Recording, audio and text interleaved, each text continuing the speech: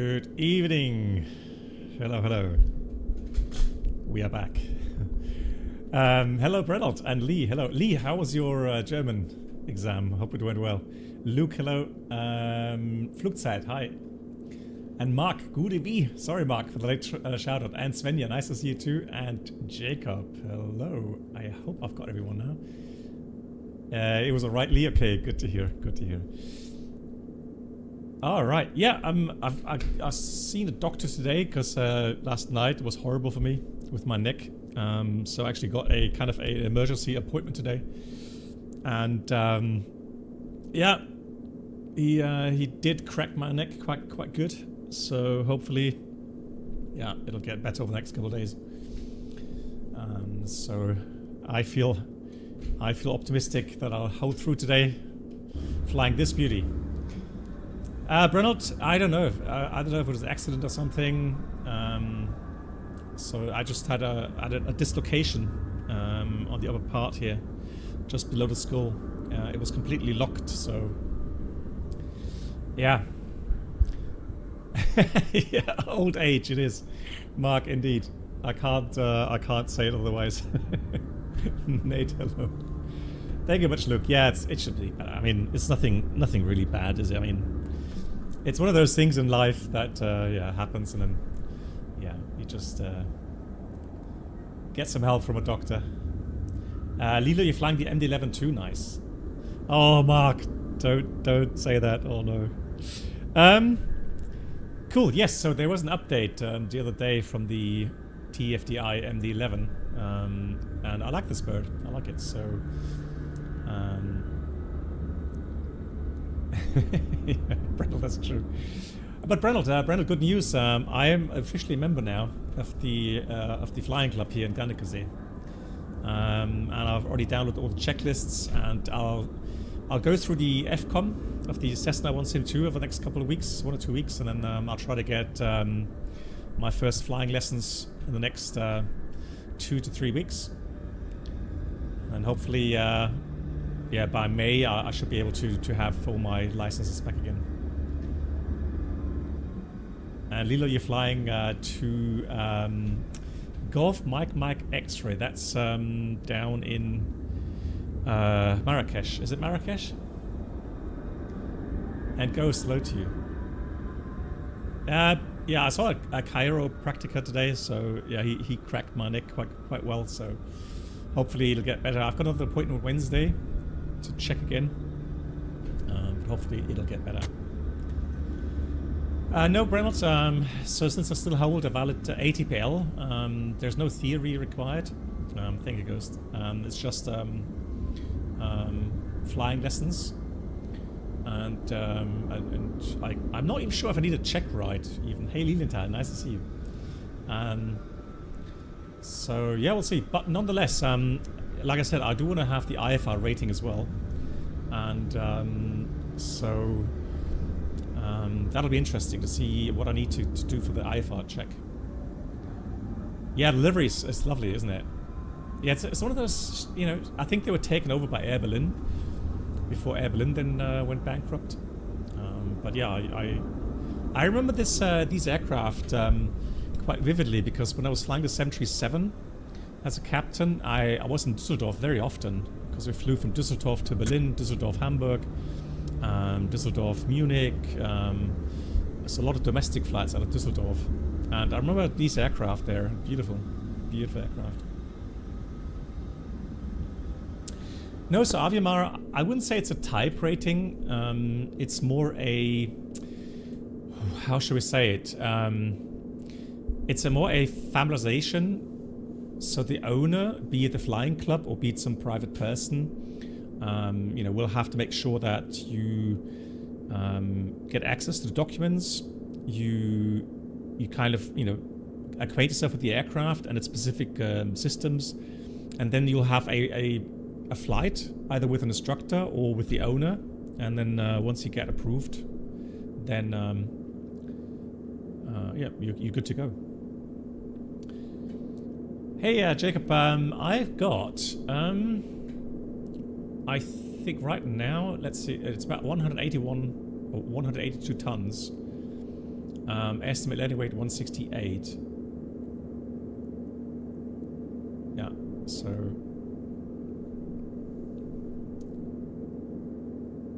Yeah, Mark, again, it's some of these things I have to revisit again. I mean, you know, there's so many changes over the last,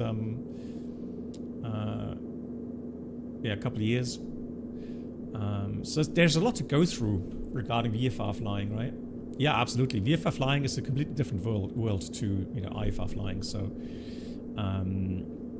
you know, there's a lot of things, you know, be it communication procedures, be it airspace structure, specialities. But I am planning to do some streams here as well with the Cessna again, and to go through some of the procedures. Yeah.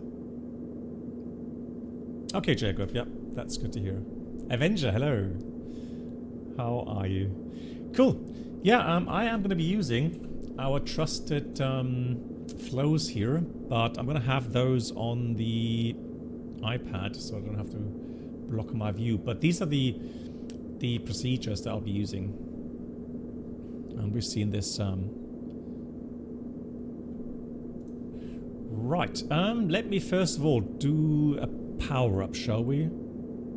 Because that way I think it's easier to get everything prepared.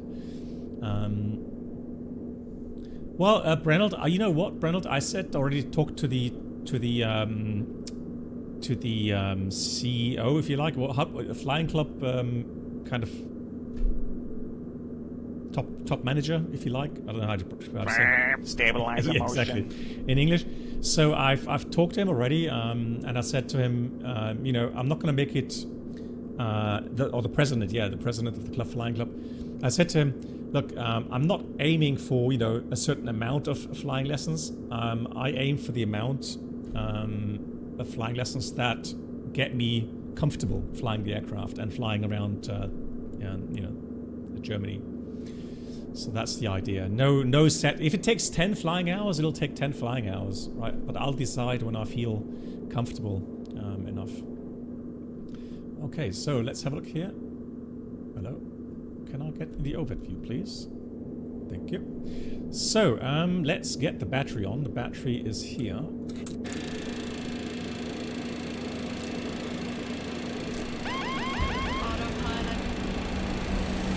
pick up the aircraft. Ooh, that's loud, isn't it?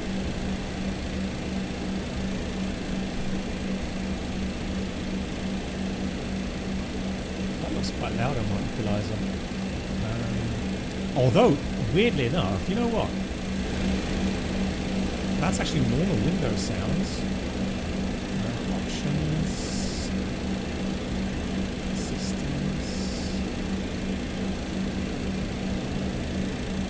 Can we, is there a way to... There's no sound stuff here, is there? So can I have to dial down the 80% driver? Yeah, but there's no dedicated sound sliders in here. Interesting enough. Okay. Anyhow, we have the flight plan as follows. So we're flying Düsseldorf to Madrid. Pratt & Whitney engines today. We called LTU 827. Is it Corsan LTU?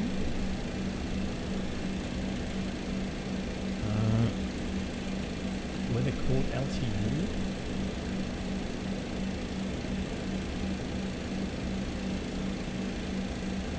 German Air.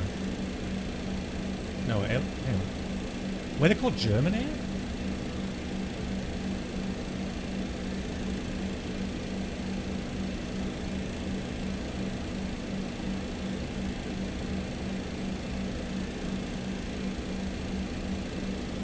No, it was LTU. Yeah. Wait. Maybe. Oh, maybe. You know what? Maybe as they were taken over by Air Berlin or something. LTU. Yeah, it should be LTU. Awesome. Yeah, Abimar. Hey. Yeah, I think so too. Good. Alrighty, let's do the over panel here. Let's get the INS aligned.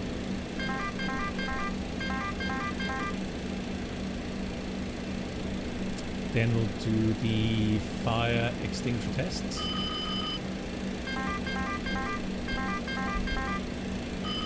Engine 1, fire. Engine 2, fire. Engine 3, fire. Engine 1, fire. Yeah, those sounds. You better get used to it. Good, let's arm the emergency power, emergency lights. Oh, hang on, no, disregard. Emergency power is here. Yeah, that's important. IRS, seatbelts, no smoking, and... Right, let's get the nav light on. And then IRS position in it.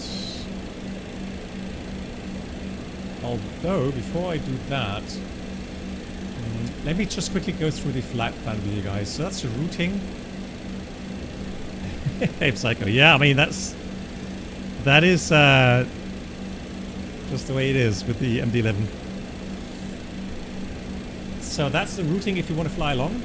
Flight time is about 2 hours. Let's have a look. 2 hours 20 or something. Hang on. No, 2 hours. That's a decent flight time. So 2 hours flight time. And the weather here in Germany, beautiful weather today. Really nice springtime weather. And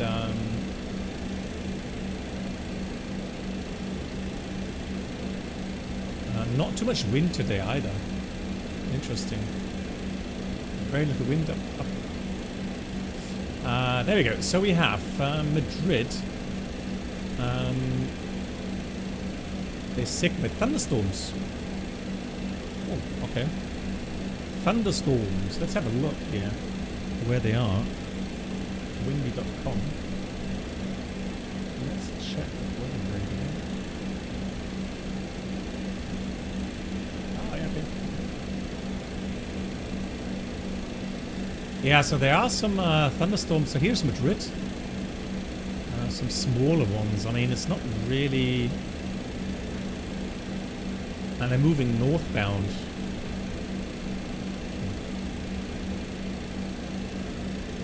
Yeah, I don't see any threats there really. Weird. So here we got 1509. I checked flight radar 24. And they are departing 23s and landing 23s. So 23 left for departure, 23 right for landing. 14 degrees. There's no... I don't think there's any control here. Let's have a look.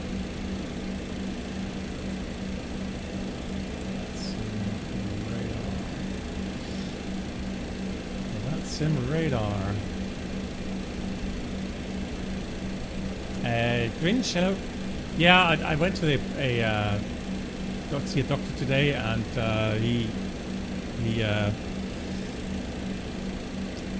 kind of cleared the blockages, cracked my neck, so feels a bit better now. Düsseldorf.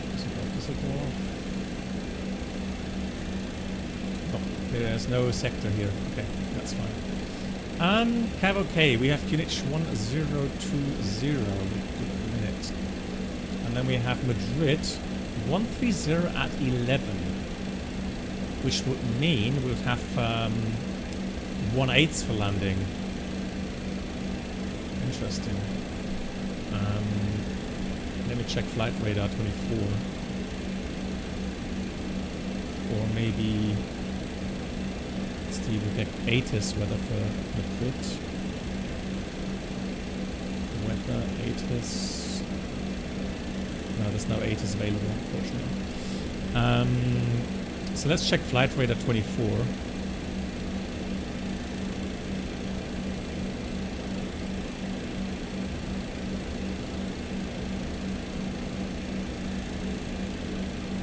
Yeah, they're landing to the south. So it should be 1/8 left for landing. Hey Samurai, hello.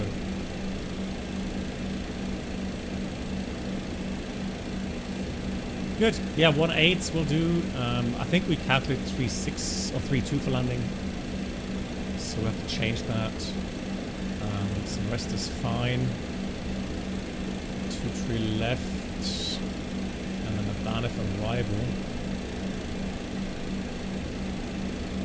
Yeah, 3.2s were calculated with. It doesn't matter. We'll plan accordingly. So we'll take charts star, and then let's have a Banff. I think this will be Banff 3 Bravo. I think so. Banff 3 Bravo. Okay. So as always, what we do here now is payload.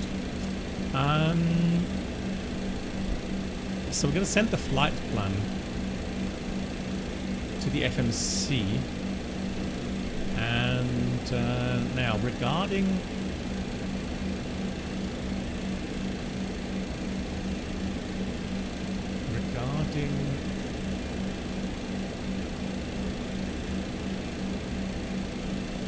GSX. Now I've not flown this for a while. GSX, is it integrated here or not?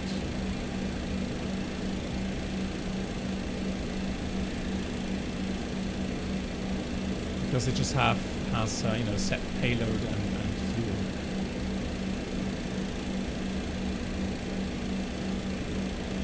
Services. Doesn't look like it, does it?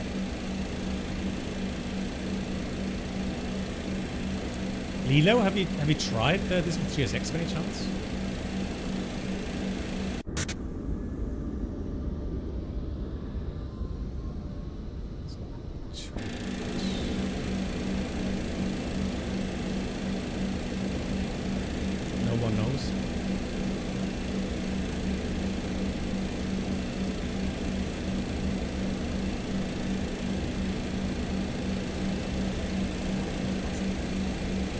Have a look.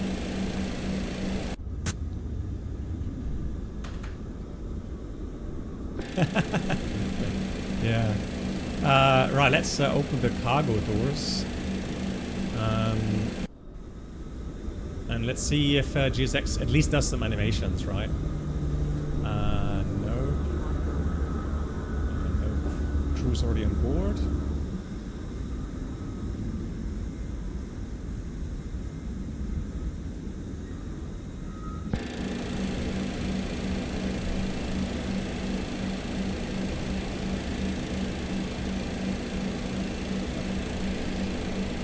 In the meantime, then, let's have a look here. So we have the MD11 Pratt & Whitney engines.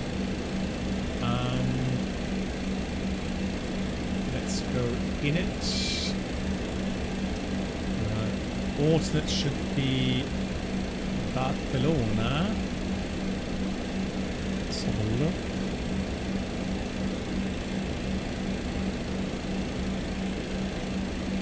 Yeah, Barcelona, and it needs 5.8 tons of fuel. Good God. Barcelona. Okay, deal. Yeah, yeah. It's probably the easiest thing to do. So, LTU 827. Correct? Yeah, 827 it is. Initialize IRS. Do so, and well, it gave me cruise level 400. Alright, let's do that. 400, and the cost index is gonna be 21. The temperature up there, so this would be ESA temperature. It's minus 58. Let's see if that works. Minus 58.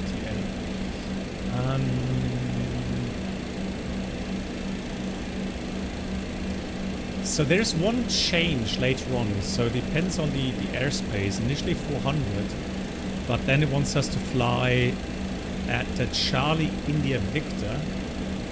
Okay, it wants us to fly level Step down at the valley.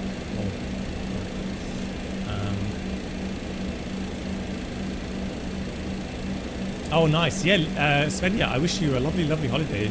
Yeah, and I hope you have some lovely weather to look outside. Do you know your seat number already?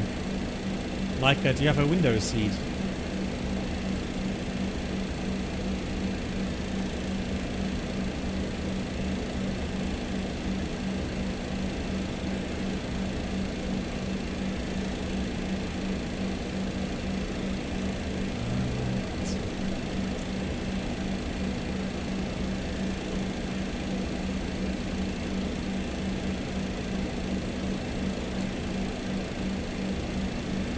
Oh, Jacob, thanks for the information, okay. So A330 driver said GSX investor payload. Okay. Yeah, sure. I mean it is loading. And it says 255 passengers to load, which is correct. So I guess it's going to be best at the end, once GSX is finished, to set the payload and fuel. Oh, it's a student trip. Ah, I was wondering because I was thinking, has Easter holiday started already?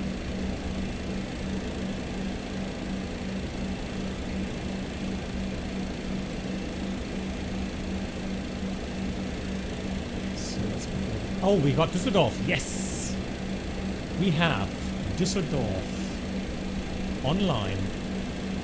Cool. PDC is available. Nice. Which means we can try it out. Echo Delta Delta Lima.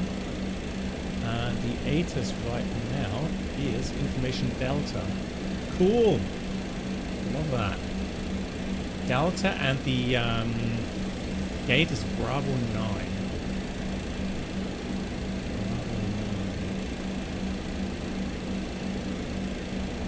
So confirm that. Oops.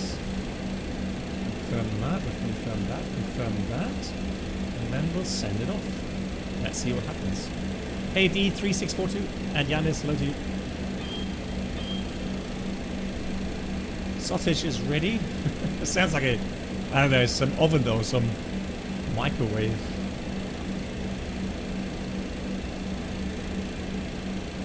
So there's nothing there. Nothing there. ACOMs.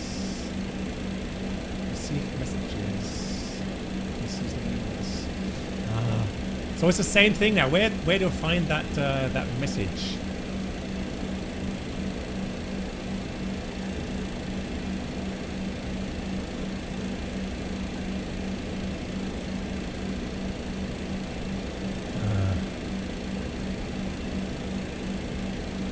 Is it? Oh, it's down here, isn't it? Hang on.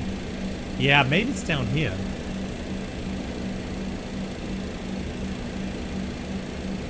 ATC message.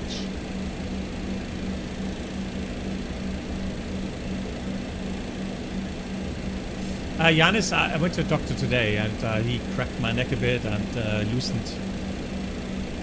it up. So yeah, hopefully it's gonna get better now. Doesn't matter. So ATC com. ATC com.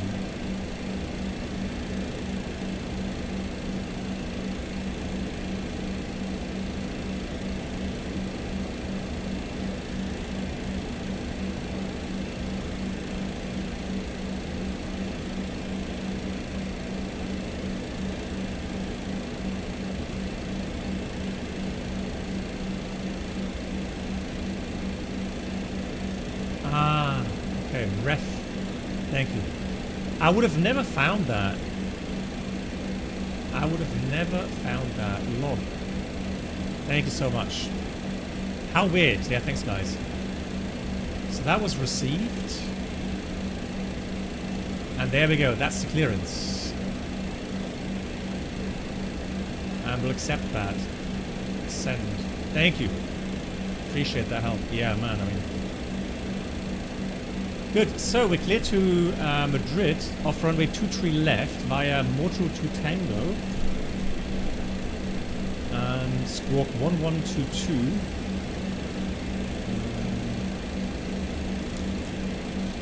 1122.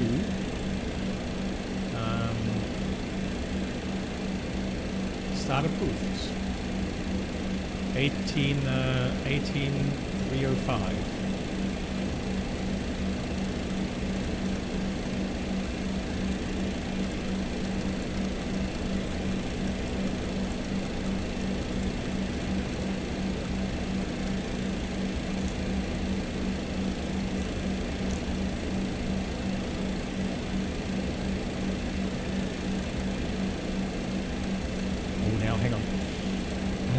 I've got to set my push to talk, and I need to set that. Just need to disconnect quickly. Settings, push to talk.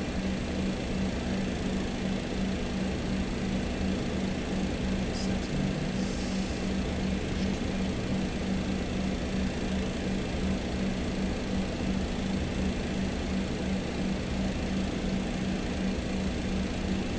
Let's try that. 122.8. Yeah, okay, it's working. Whereas last time I blocked someone, some frequency because I had the Bravo throttle quadrant. It's kind of, some button was active. And so I got told off. Well, quite rightly so, but ay. Good. So it should be now confirmed. That's fine. And let's go flight plan now. So Düsseldorf, SID, the Motu to Tango.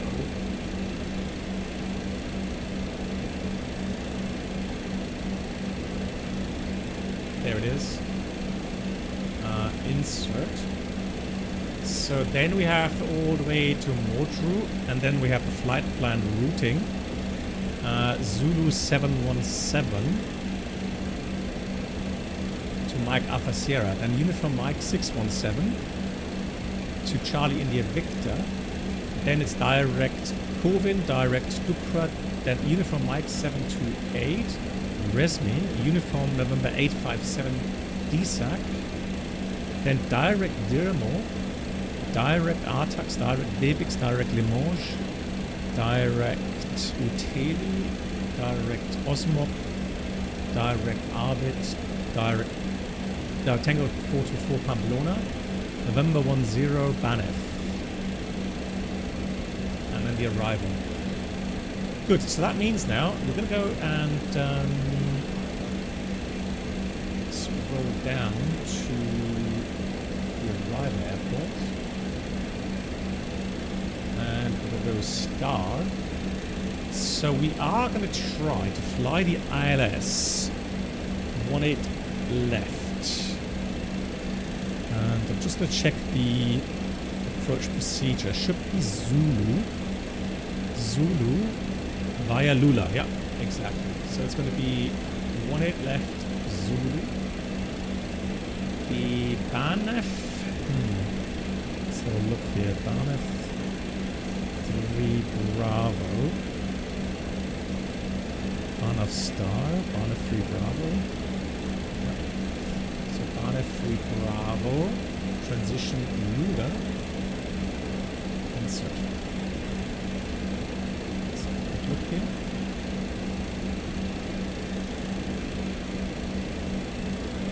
Yeah, exactly. Prof means profile. Yep, exactly like 777 driver just worked out.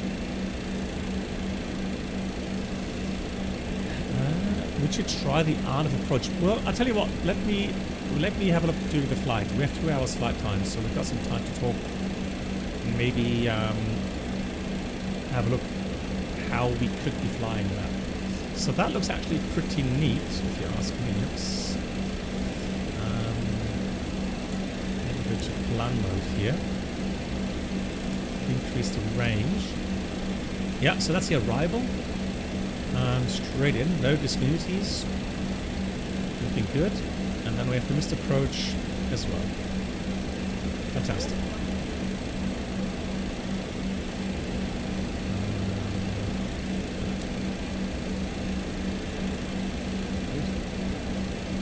Now, let's have a quick look here.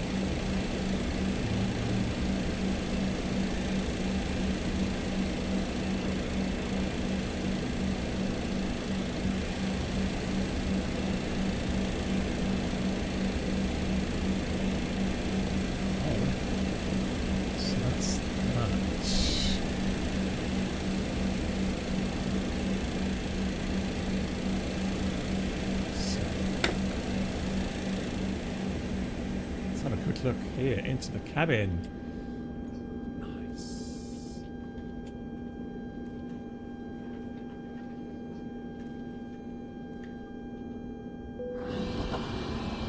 Oh, boarding completed. They're closing the door automatically.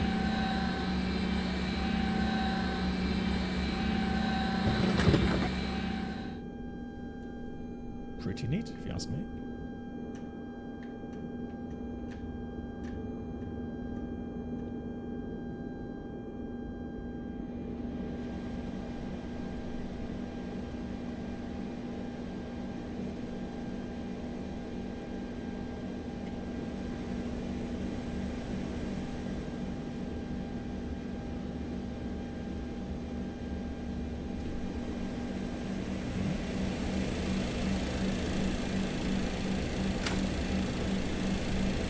Close the door and automatic. Cool. Nice. Oh, Abimar, thank you very much. Very kind of you. Another gift itself to 777 driver. Abimar, thank you so much. Very generous of you. And let me start the APU in the meantime. We can do two ways. There's one here, or we can press that, and that starts the APU start cycle automatically as well. So that's that. Let's see if I've got everything set.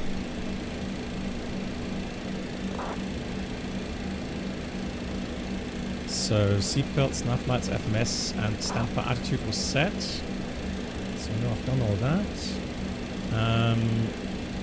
So now let me reset everything. Set payload and fuel. Payload set. So we're supposed to have 26 tons of fuel roundabout. Yep, fuel is in. And so the... Do we get a load sheet here? Menu. ACARS. Receive messages.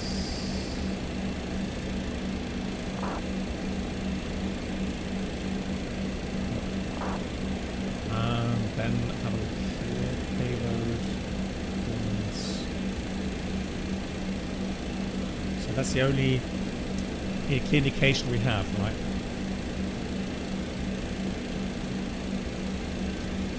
We have to get the sensing feature. Okay. We've got Cat 1 here.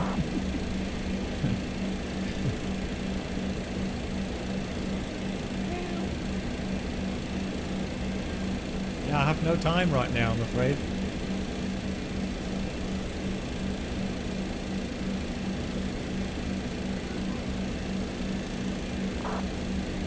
Weight and balance? Hang on. Airbus, hang on. FMC data. What?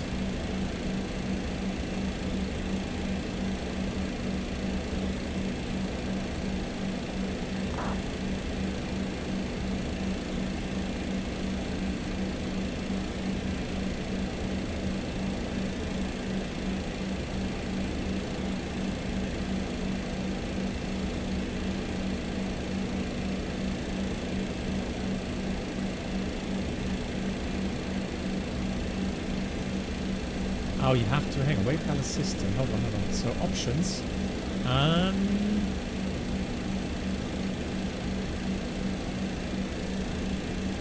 Yeah, it's installed. Yeah.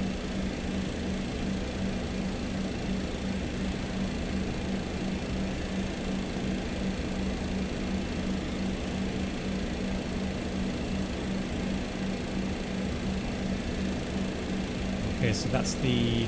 Yeah, those are the CGs. Okay. That's what you mean, right? Hey, I'm a Scotsman. So these are the values then, right? So we have, yeah, 156.9, it says. So 156.9, so fuel weight, estimate taken to 182.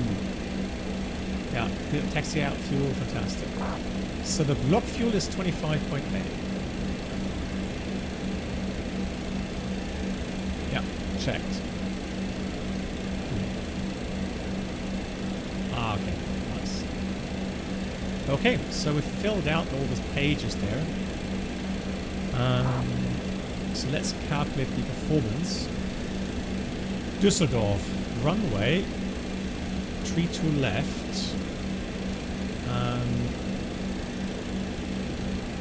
So we currently have, just check.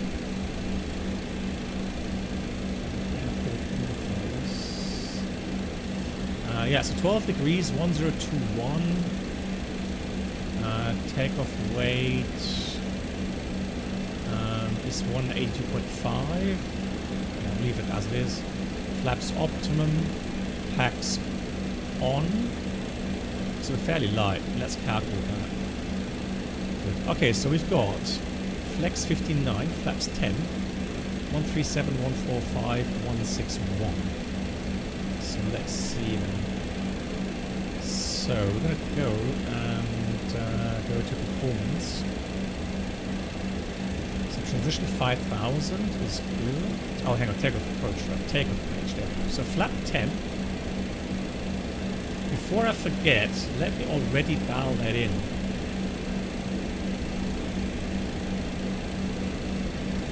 Flaps takeoff selector. So flaps 10 selected. The slope was minus 2%. So no, 0.2. The wind. We have tailwind. So minus 1. Let's see if that's the right format. It is. Down 0.2, tail 1. Temperature was 12. Now, do I have to put in degree C? Yeah. Good. So 137, 145, 145,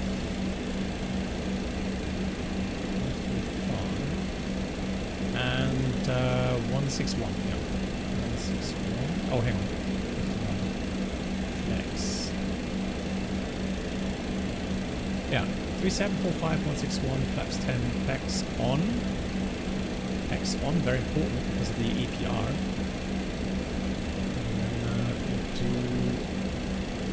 NADP 2 climb thrust 1150, acceleration 1150, engine out will be 1700.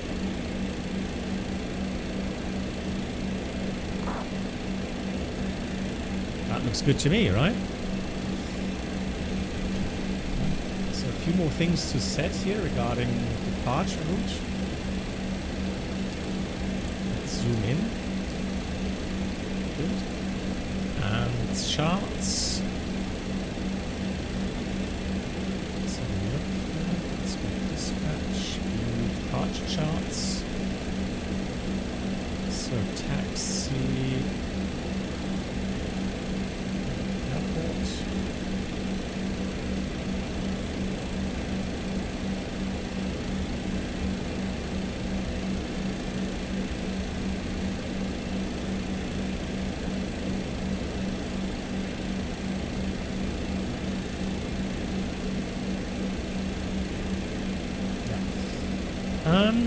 Overview weather.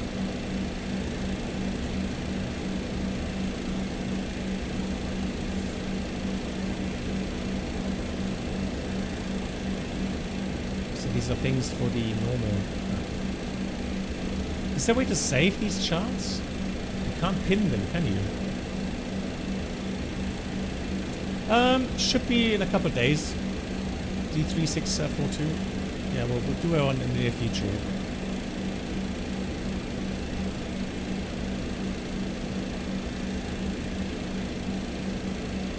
So, just going to check the... Just make sure that we have the right fields here. So, ATC com.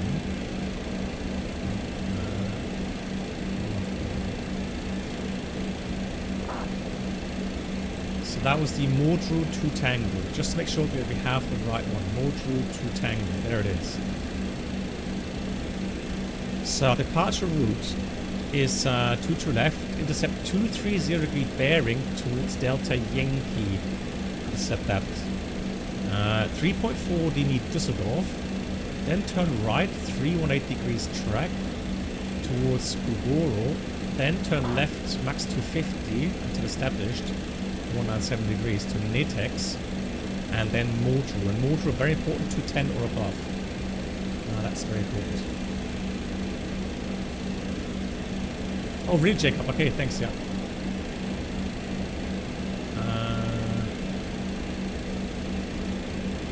Can I set that already?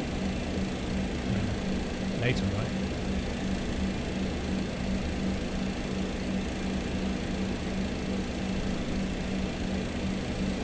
Yeah, cool, Mark, I agree. Okay, so let me have a quick look here.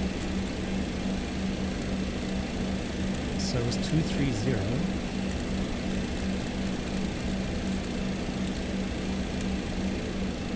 230 Delta Yankee.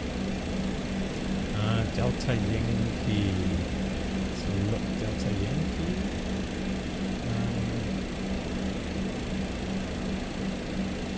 Yeah, but I have to put the frequency in there. Alright, 284.5. 284.5. I'll put this on 82. Delta Yankee, fantastic. So here I'm going to have ADF. So that's showing. And then we want Düsseldorf as well. Delta Uniform Sierra.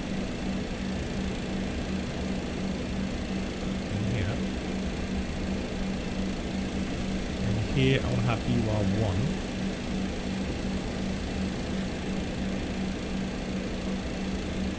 And I hope that will show up. Frequency is correct. 15. And then Motor 210. So let me just check that we have the restrictions here. Overfly, Netex 250, Motor 210 above. That is all correctly set. Initial climb 5000. Set. Right.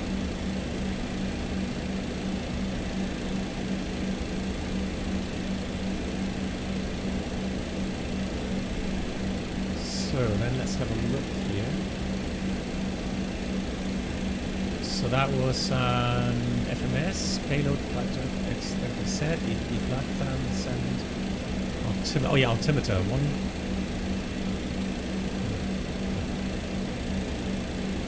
Hectopascal, and the hectopascal should be 2.1. So 2.1.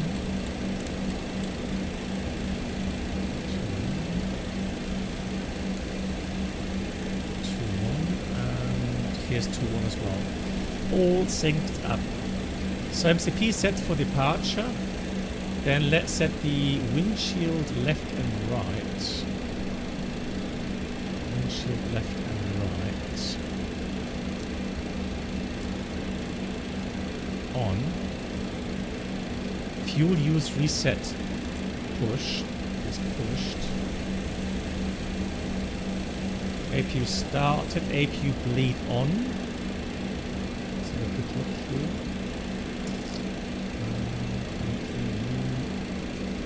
Bleed on. Valves opening, fantastic. External power switches off. They are off. Parking brake is on. Parking brake on. And then we'll close all the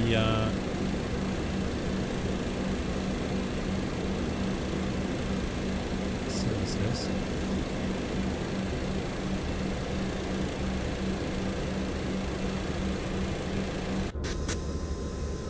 Yeah, closed, fantastic. Engine ignition select will have a beacon light on. Auxiliary hydraulic 1 pump on. That was...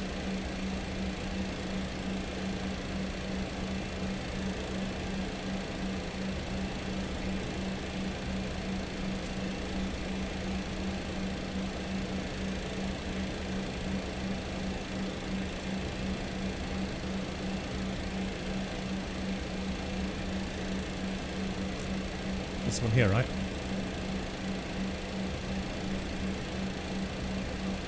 Number 8. Oh, hang on. No, this is right. This is right. No, hang on. That's the wrong one. Button 8. Down. Oh, yeah, I remember now. Here, this one here. Button 8 and then 9, auto brake selector TO is set. And then read before start checklist. Good, before start, aircraft log is reviewed. Fuel quantity 25,800 kilograms. Oxygen checked. IRS aligned, altimeter 1021. Check 3 times. Altimeter 1021. Status page. So we have everything as it should be. Status. Oh, DFDR off.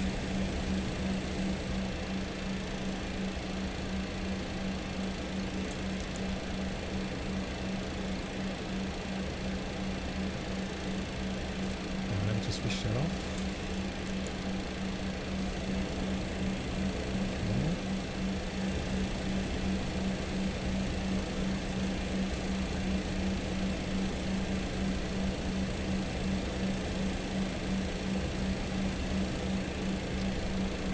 What happens with this check then? Do I have to press it for longer or? Ah.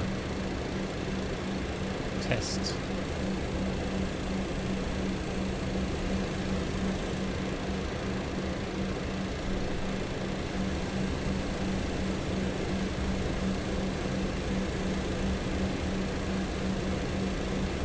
I don't see anything happening there.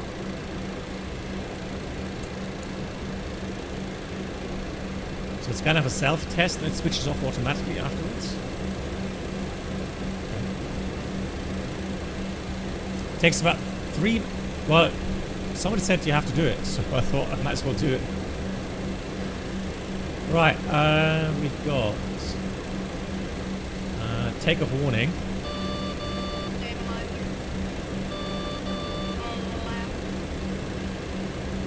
Takeoff warning checked. Radar.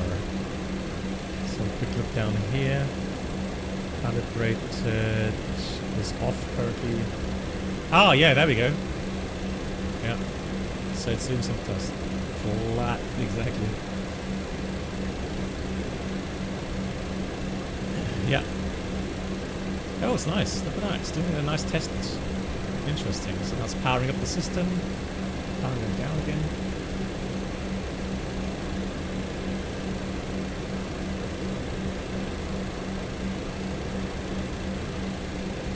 Yeah, in the meantime, taxi out. So taxi out, pushback, facing north, parked here. It should then be via Papa 4, Mike, and then it should be full length.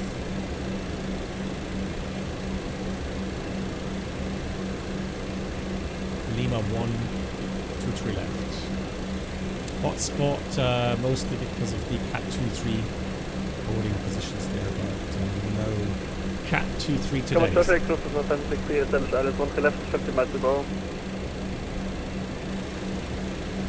Good, so that looks good. Let's have a look. Test is off. So I'm going to switch on the hydraulic pump 1. Aux pump is on, takeoff data is briefed, parking brake set, windows closed and locked. The beacon is, see that here, so beacon is on.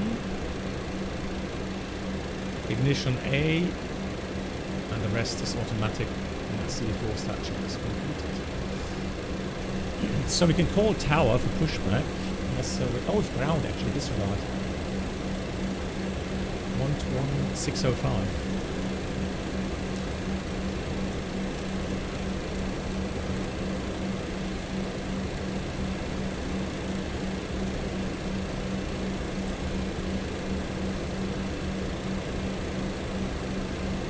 It's like D-rated climb.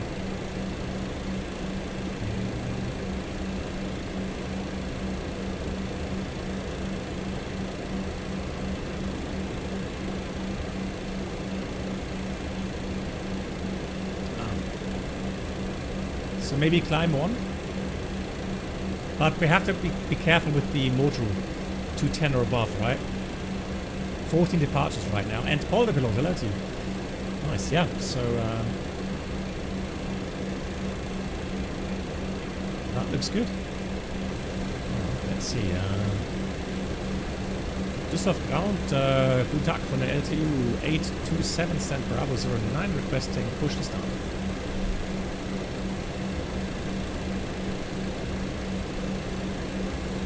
LTU 827 to confirm, have you been cleared by delivery yet?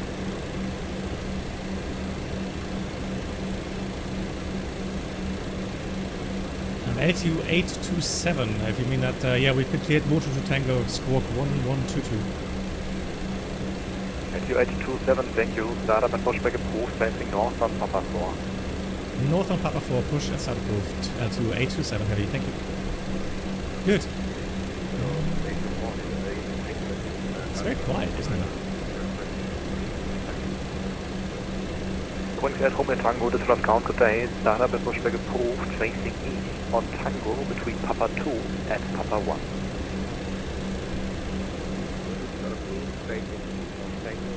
Yeah, Yoda, hello, yeah, it is. And there's no separate sound sliders that I can move, so I don't know why. Düsseldorf Ground, gut. Einen wunderschönen guten Abend, Lufthansa 4 Bravo Yankee on stand Alpha 3 requesting pushback. Lufthansa 4 Bravo Yankee, Düsseldorf Ground, several startup and pushback approved, facing north. Start and push approved, facing north, Lufthansa 4 Bravo Yankee. Lufthansa 4 Mike Romeo, request taxi. 4 Mike Romeo, taxi 2 to left via Tango, Lima 4, Mike, Lima 1. Lufthansa 4 Mike Romeo, taxi left via Tango, Lima 4, Mike, Lima 1. Order check completed, Alpha's being inserted.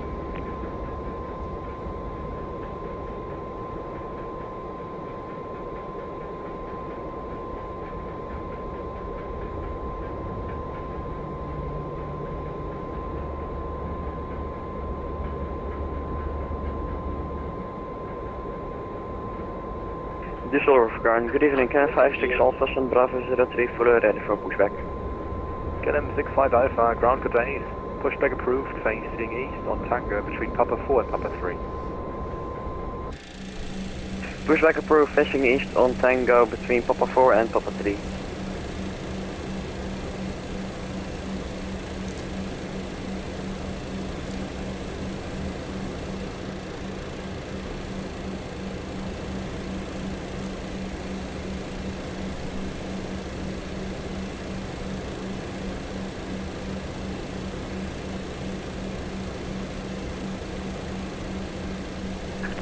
Release parking brake. Commencing Nice wrist. Düsseldorf Ground, schönen Abend. Engines clear. Alpha 04, ready Good. for push to start. Let me have a quick recap again, which Here engine. 2 Hotel Foxtrot, ground good day. Pushback approved, facing west on Tango. Keep clear of Lima 5. So engine Pushback start, approved, it's facing west 312. Tango, keep clear of Lima 5. That's 312. Okay, so let's start engine 3. Then we wait for 15%. I'm going to set the trim after we start the engines. 5.7.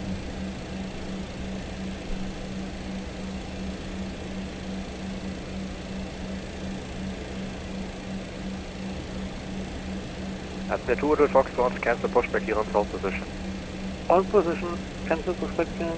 Lufthansa 4 Bravo Yankee, Düsseldorf Ground, south There we go. position. Fuel. Holding position, Lufthansa 4 Bravo Yankee. And Bravo Yankee, just to confirm, is that still part of your pushback? Affirm. Lufthansa 4 Bravo Yankee, roger, interest.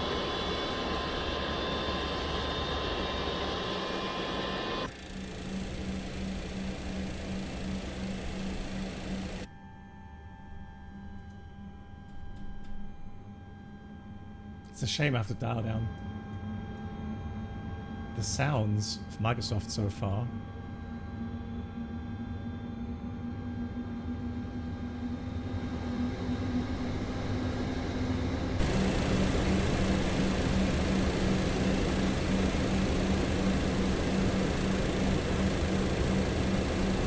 So let's start engine 1.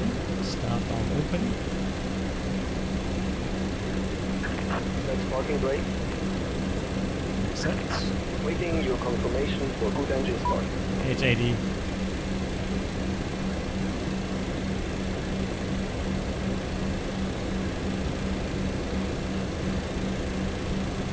Here comes Stu. Gunner 56 Alpha requesting taxi, intersection Lima 3. Get him 56 Alpha at the moment, no benefit Lima 3, continue holding point, runway 2 left via Papa 3, Mike Lima 1.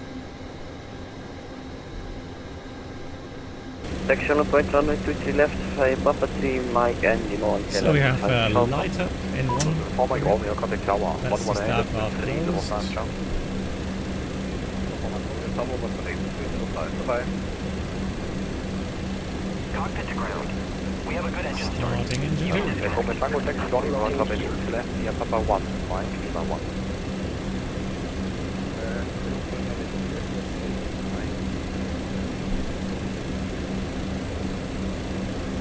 And waiting for 15% and 2.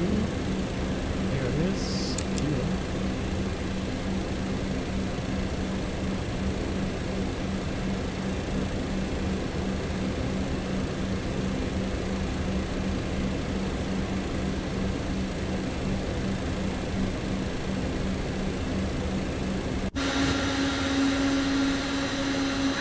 No truck disconnected. Alpha still removed.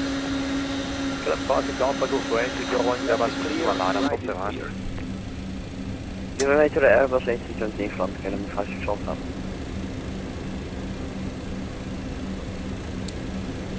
I'm going to set the trim before I forget.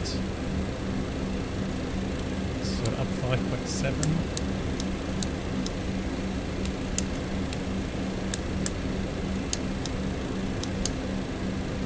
Alright, all clear. Thank you. See the pin. So, it says APU bleed on. Engine anti-ice as required. Lufthansa And 4 remain off. Bravo Yankee, ja, sorry, dass wir uns Speed direkt break. voneinander geschoben haben. Da hat unser Ground Controller gut gemeint. Wir sind ready for taxi. The 4 Bravo Yankee, kein Problem, taxi holding point, runway 2 left via Lima 5, Mike Speed brake Lima arm. 1. Trim is set. Lima 5, Flap Mike set. Lima 1, 4 runway holding point, to left, Lufthansa 4 Bravo Yankee. So That's selecting the flaps 10. Foxtrot, once clear of Lufthansa Airbus 320 behind. Then nav and prof. By the way. Nav prof armed. And flight control check.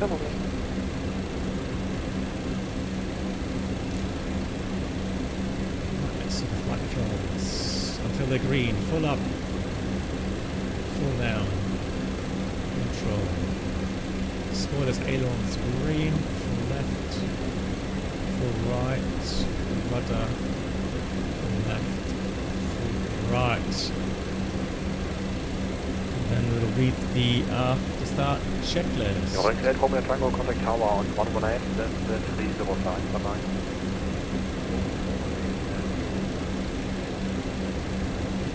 Ciao. Get him start, After start, contact tower on anti-ice is off. 118, then 305, Okay, APU then you're able to leave. Roger, tower 18305. Thank you very much. Bye bye.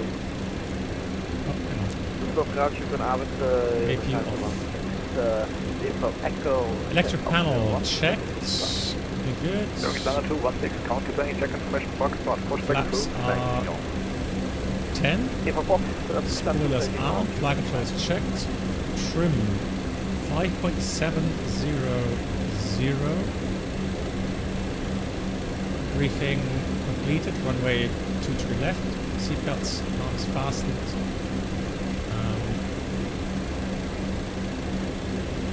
Hydraulic manual. No, we have hydraulic, automatic, air, automatic. V-speeds checked. EAD checked. Radar is off.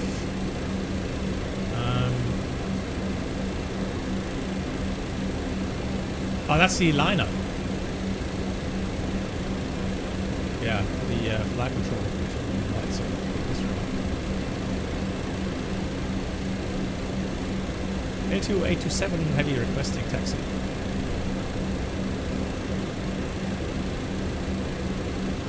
SU 827 flexi turning point runway 2 to left via Romeo, Papa 4, Mike, and Lima 1. Romeo, Papa 4 Mike, and Lima 1 holding point 2 to left into 827. SU 827 und nur Info war nicht ganz north von Papa 4, aber kein Problem. Sorry, I didn't catch that. Say again, what's north of Papa 4?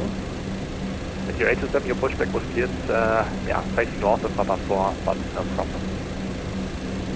Ah, my bad. Okay, sorry for that. So just confirm this Papa 4, then Mike and Lima 1. Correct. Where did we push?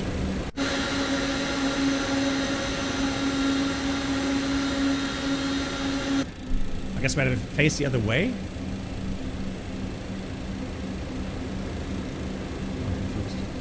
Alright, anyways. Let's go.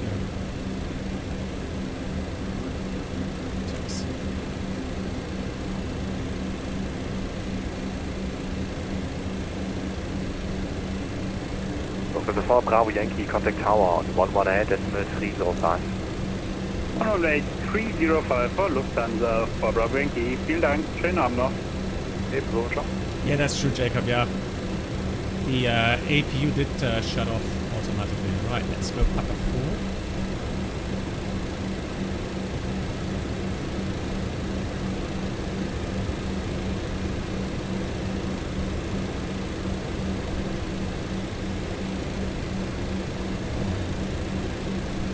Yeah.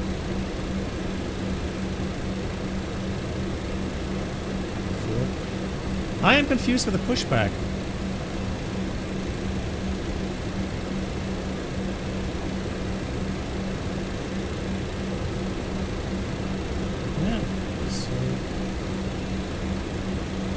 Ah, yeah, okay, yeah, that's it. Wings 82 Tango request push. I pushed onto Papa 4, that's supposed to go to Romeo. 1 Alright. Doing that to Tango pushback approved, facing north. Pushback approved, facing north. That's probably it. Wings 82 Tango.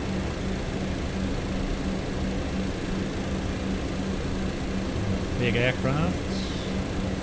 So we can overshoot here. During 1916, Doing 90216, sequence taxi to rolling point, runway 2, 3 left via Lima 5, Mike, and Lima 2. Oh, Airbus really a PC throws? No. sequence taxi by Lima, could you repeat the taxi route?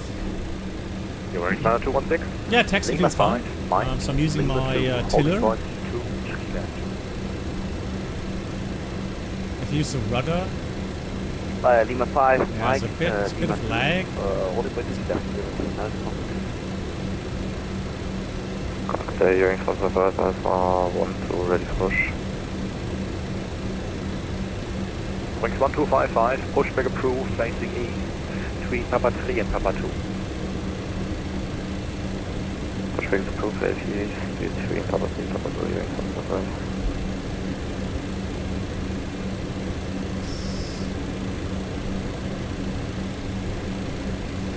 Somebody was mentioning, because we're flying quite a lot on X-Plane 12 lately, and I was still complaining about performance.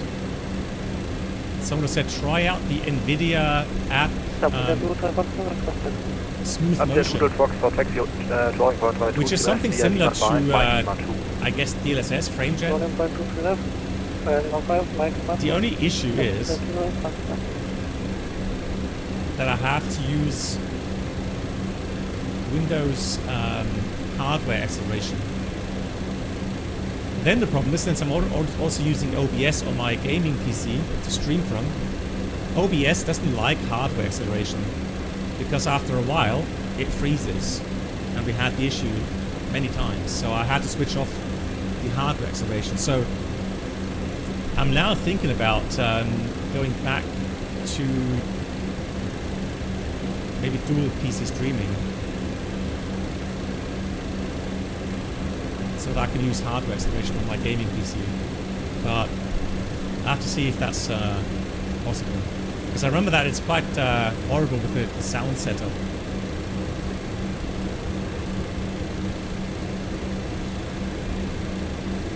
So let's have a look again at the Mojo 2 Tango departure. No changes. And in case of engine failure, it's gonna be track 232, 25 miles, acceleration 1700. So all that's missing now is that we're gonna press the auto flight button on. LTU A27, contact München, contact Düsseldorf Tower on 118, decimal 305. 18305, vielen Dank, tschüss, bis zum nächsten Mal, die LTU A27 Heavy. Ciao. Good, and then departure, let's see, is the departure here? Düsseldorf Tower Unit 9725 on the island to relay. Wings 9725, Düsseldorf Tower, good evening. Yeah, it should be 2378. Oh, that's 8, isn't it? And then approach 128555. 128. Speed out. Just in case we get a line of clearance here. And then lights. So those two things. And we're ready. Düsseldorf Tower, hello from LTU 827 Heavy. Approaching 23 left, ready for departure. LTU 827 Heavy, Düsseldorf Tower, good evening. Your number...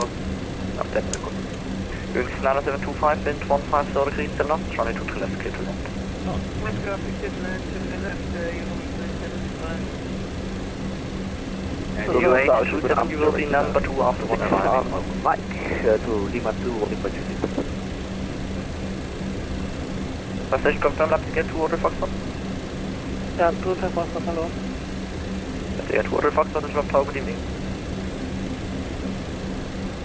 Yeah, there's a traffic there. Well, the thing is that... Düsseldorf Tower, your wings 9216 Let me get the via weather Mike radar to on. Lima 2, rolling point 50 left. Wings 9216, Düsseldorf Tower, good evening. Switch on the TCAS. LTU 827, behind next landing, Eurowings, Airbus A320, line up runway 23 left. Behind. Behind, next landing, Eurowings A320, runway 23 left, line up and wait behind LTU 827.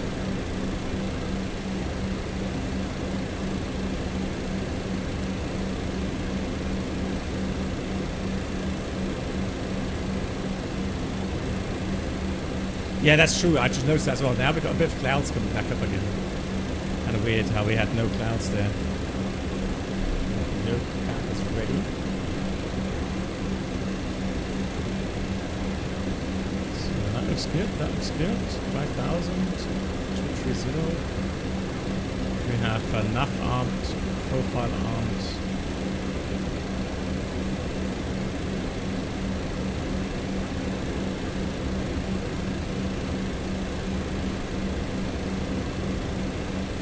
Looks like he's got a bit of crosswind, doesn't he? Wind was like 130 or something.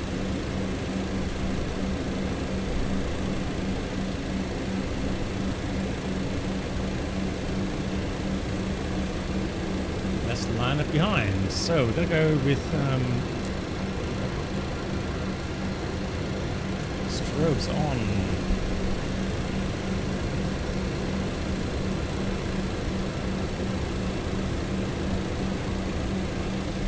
TCAS on, pursuit is clear.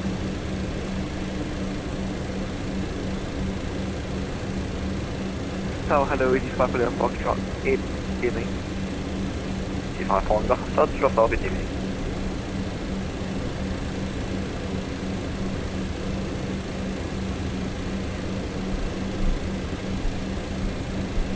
Going 9725, get via Lima 6. Via Lima 6, Unit 975. So, LTU 827 wind 15 degrees, 7 knots, right to left, clear for takeoff. Enjoy your flight, bye bye. ja, vielen Dank euch. Tut left, clear takeoff, LTU 827 Heavy. Bis zum nächsten Mal. Ciao. Takeoff. Lights are on. Wings 9725, contact ground 121, Take off. 605, bye bye. 116 departure.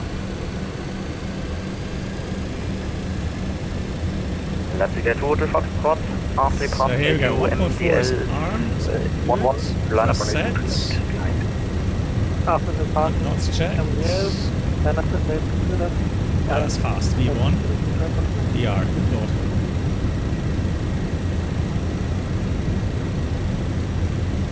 Was right. Zero. Wow, that's During that, want to confirm frequency at the departure. Now, 21 after departure, contact Langen radar on 121.355. After departure, 121.355 seconds. Easy 5 only, my Foxtrot, there will be one departure ahead. so now we've got climb thrust. Let's Security fell, push the circle Foxtrot. Stabilize your motion. let's trim. Passing 2000. Let's contact departure. Düsseldorf departure. Hallo, die LTU 827 heavy out of 2900, climbing 5000. 8287 departure identified, hello, climb via SID, flight level 210. Yeah, climb via SID, just confirm as required 210, the LTU 827 heavy. 87, flight level 210. 210, copy, the LTU 827.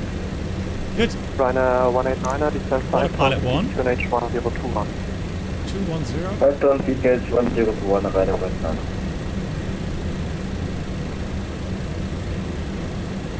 So now we can. With the 48, descent to flight level 8. I'm gonna wait for the turn before retracting flaps. Lufthansa 1 Hotel Echo, speed So 170 it knots. already standard cross checked. To the 73 Echo, speed 200 knots. Speed is 200, indicated 270 aircraft. What? Roger, waiting 18993, pressure 18996, contact tower 11805.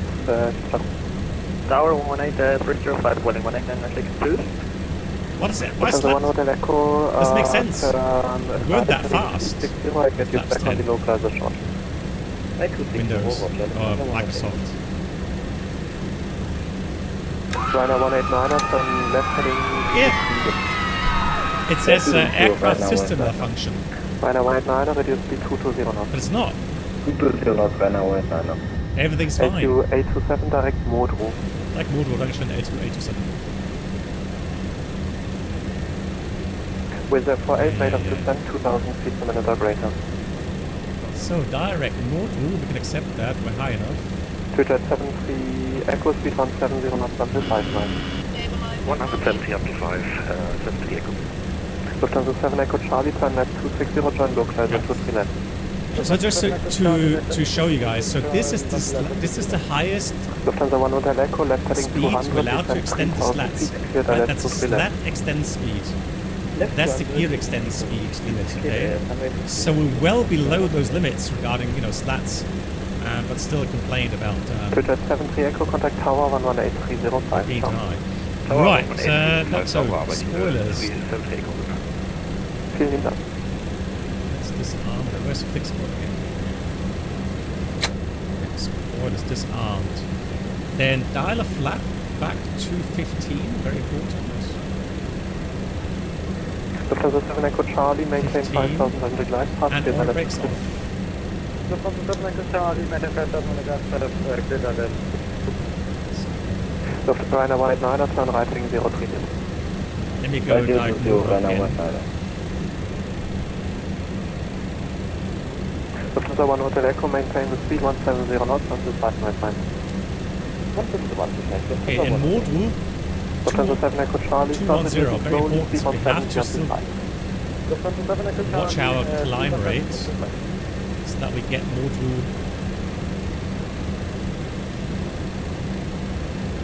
Reserve 48, report your rate of descent to Amsterdam 134, decimal There we go, 375. 210 or above. Nice. So let's read the checklist. After takeoff, landing gear, up, lights out, Berlin 224, flap slats London, retracted, hello, descent to flight level spoilers 100. disarmed, all brakes off, EAD checked. The rest is normal.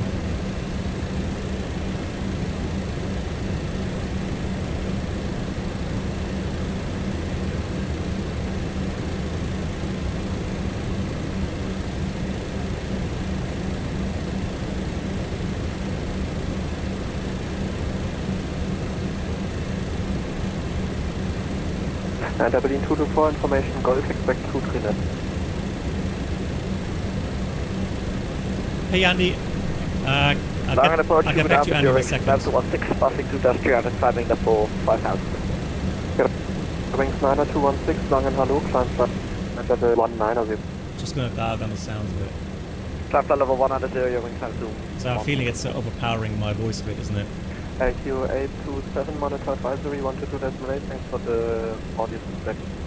Yeah, it's always a pleasure. 122.8, see you next time to 827 heavy. Abilene 224, maintain present heading and expect island to 3 net. Oops. Ryanair 189er, reduce speed 200 knots, speed and 4000. Nice. Phipps Pilot, how are you doing? Nice to see you. How long have I been flight simming? Well, flight simming since 1992, I would say. That was the end of my training. So my basic training. And that's when I had my first PC and the first Microsoft flight sim back then. I don't even know what it was called back then. Yeah. And they had some very basic aircraft there. And very basic kind of textures.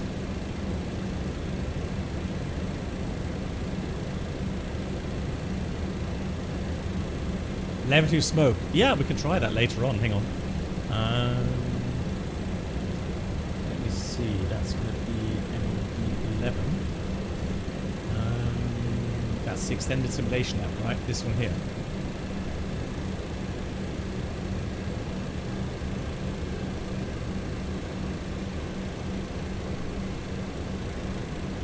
Yeah, lavatory smoke. It is in there, yeah.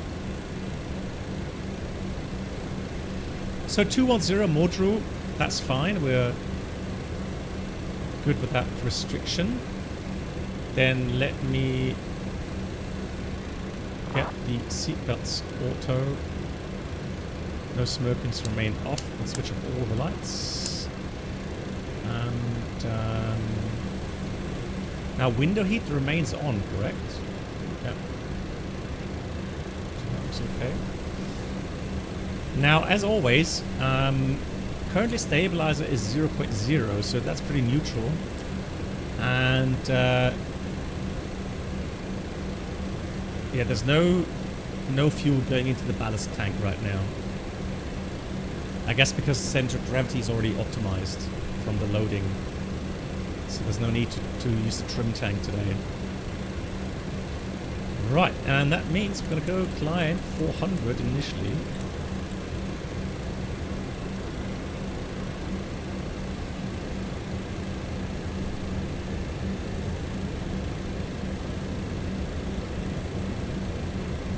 So we got climb thrust 40,000.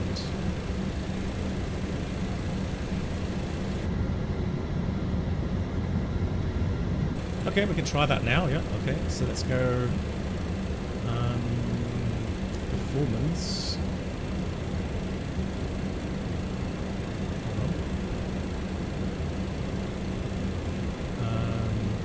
Thrust limits.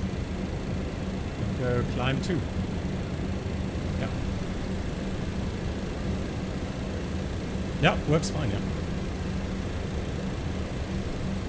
Oh, you mean take out completely? No, we're fine. We've got like 2,000 feet per minute right now. That is plenty.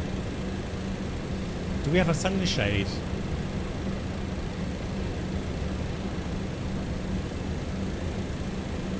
I guess not.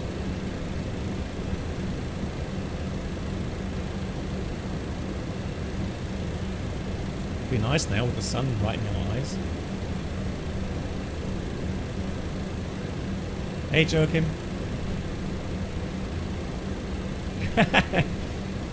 Yeah, thanks a lot, Joachim. Yeah, well, we'll see what we get. Either controlled crash or maybe a good landing today. Who knows?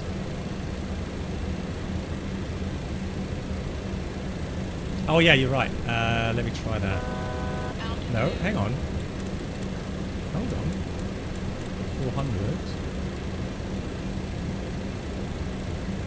No, that's level off if you push it.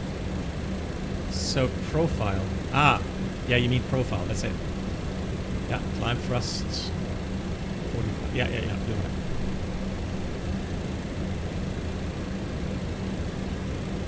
So there should be a sunshade. Oh, right here. Yeah.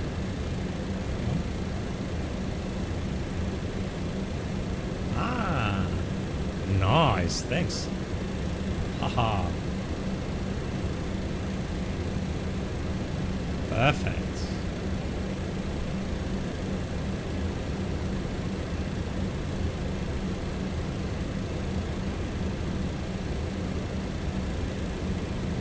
Nice. All right. Yep. Fuel is okay. Let's climb. Let's have a quick look here for the the winds. Now that was the thing I was looking for.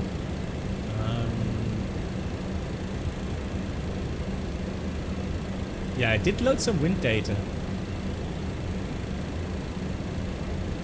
I mean, it doesn't really matter today that much because there isn't much wind, so, but it's loading it automatically, which is nice.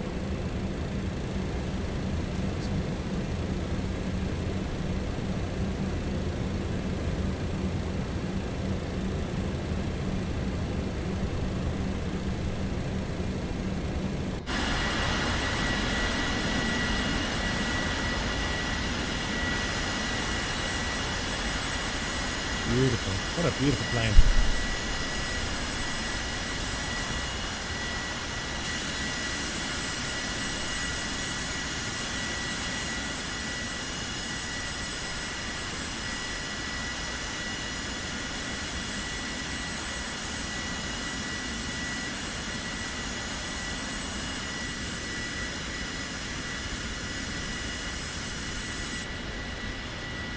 Flight plan, vertical ref, okay. Andy, I don't know. I think right now, I would say Marks of 2024 has pretty much all you need. So I'm not sure how much better 2020 is still is. Well, you can install quite a lot of things on your hard drive, so you don't have to stream everything.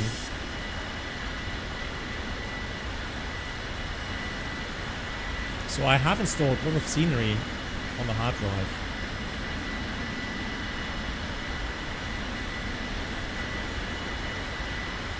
Oh really? Gold Magnet is the aircraft you took the very first flight. 1992 to Santo Domingo. Wow.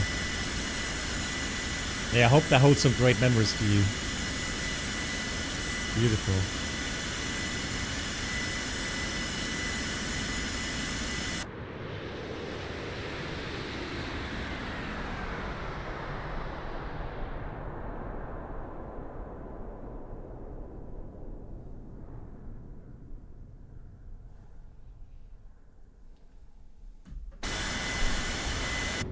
And Apti, hello.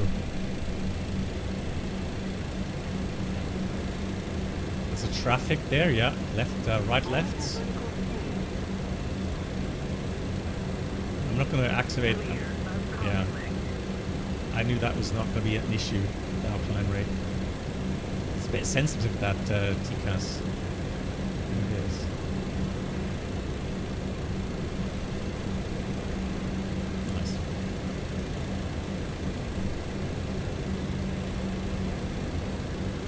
And it was also from Düsseldorf. Oh, I can imagine. And the ears hurt from the pressure difference in the descent, okay. Did you have a cold or something? Because normally shouldn't be an issue.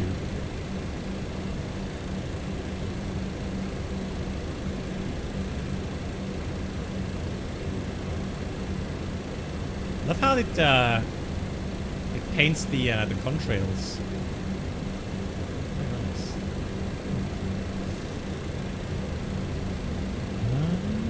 Let's see, what else can we do?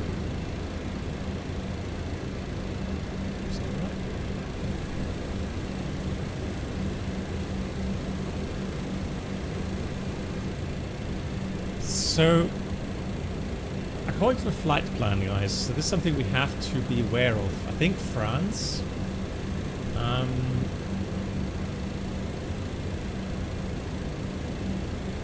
we get routing indication or something? So France does have a different cruise level system.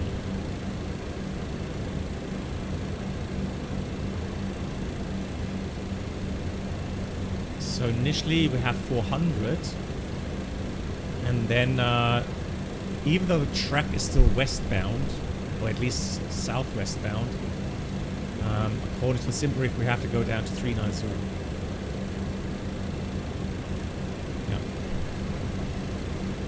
Yeah, I think so too. So here's Charlie India Victor, and here's the top of climb indication, which is interesting. That is actually pretty good with the forecast, and matches up quite nicely with the flight plan. Yeah, south or north even. Yeah, yeah, makes sense. So really, I mean, it's in 20 miles. You know what? We're gonna go 390. Okay. And then performance. Let's have a look. Predicted 390. Let's have in it. And we've got 390. There we go. So we got hold 390. 1,000 feet to go. Yeah, 1,000.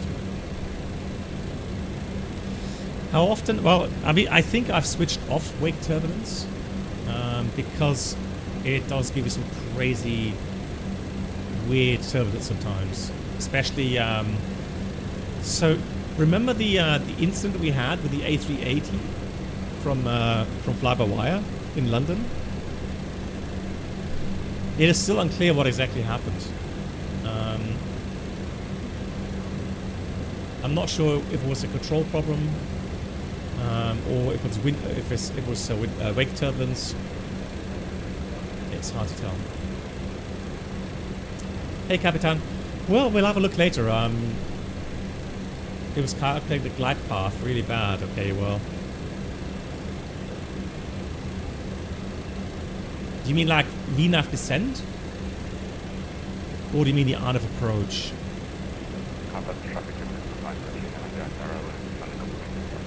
Let me put TCAS to below. And then we'll do a fuel check at Charlie India Victor. So we are supposed to have 17.1 plus the extra, which is about 3.9. So that should pretty much be 20 tons.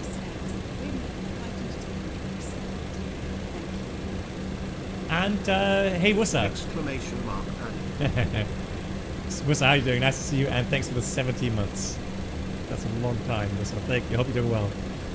So yeah, 20 tons is what we're supposed to have at Charlie India Victor, and we have 21.6, so a bit more than required, which is great. And time-wise, we've got elapsed time. If I find it, that is. Here it is, 18 minutes, 16 minutes.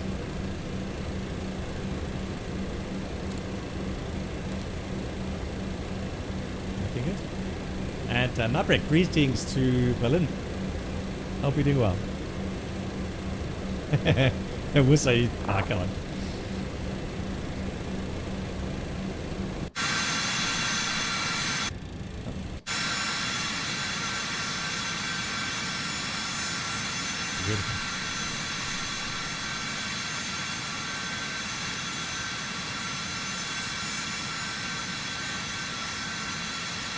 Oh, okay. Well, I'll tell you what then, guys. It doesn't make sense to fly the Arnav approach if it's still so broken.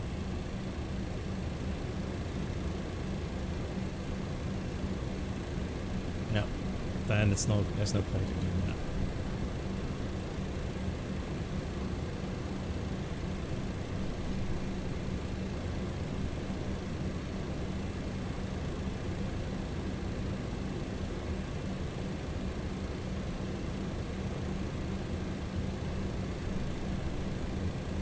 MD11 from TFDi. Now let's see what the sun is now. I guess the co-pilot has to put shades up here. Let's do that. Let's see if that works.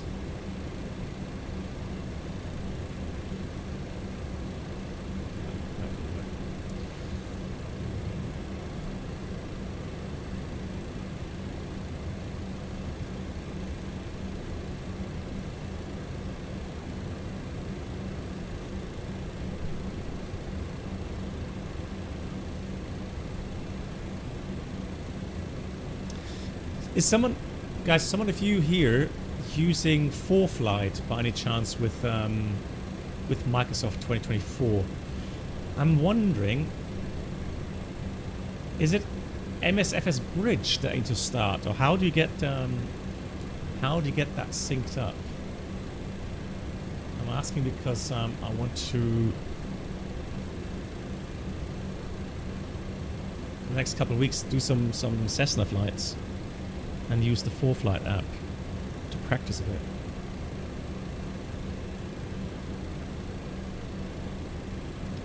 So on the ForFlight, let's have a quick look here. Settings.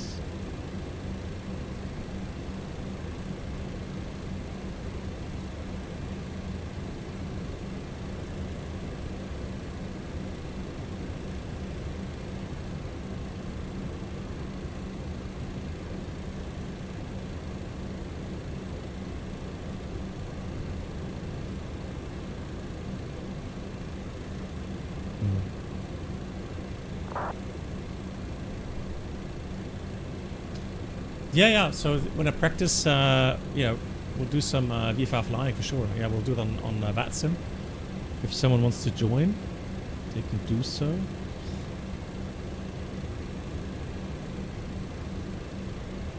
So I wonder what I need. Let me try to find out what I need to have.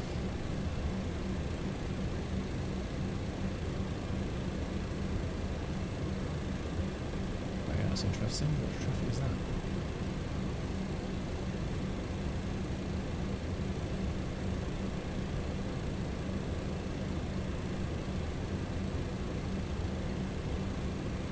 That traffic is below.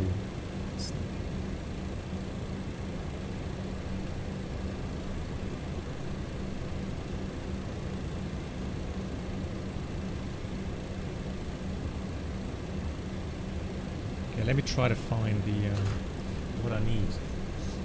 Connecting MSFS2024 with ForFlight. So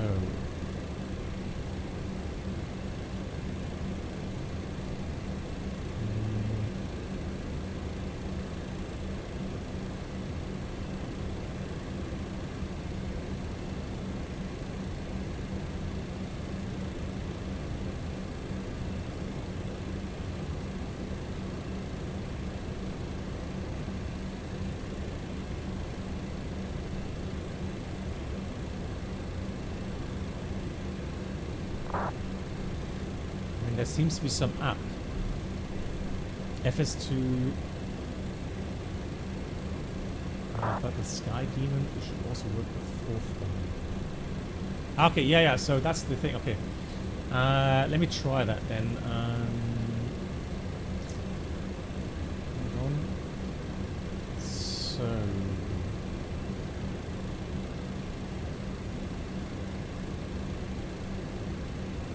How do I build this?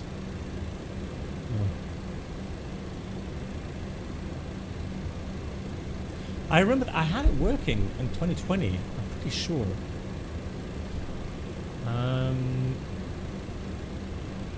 Wasn't that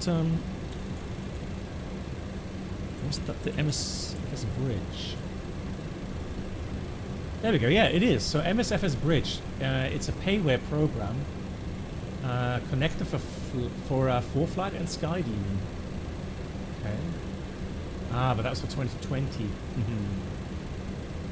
Okay. There's the problem.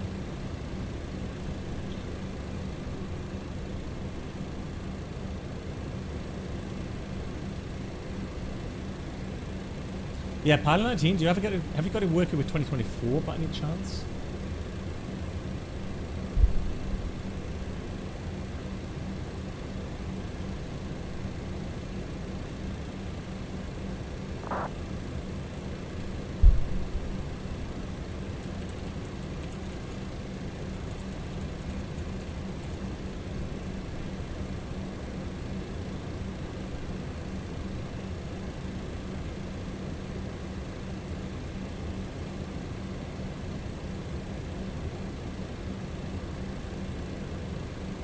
Snapsy.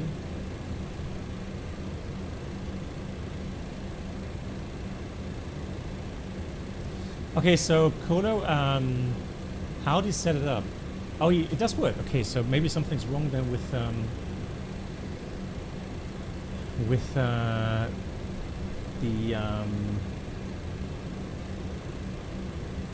IP config. Let's have a look. IP config. Let me just find out my IP here. I'll just check something quickly. Put it quickly on pause. Command prompt IP config. Okay. And then okay. That's why. There's your problem.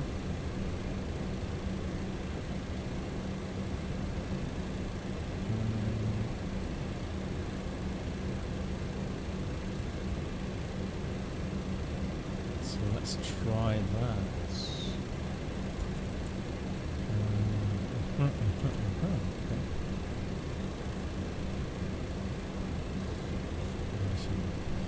Okay, let's try that again.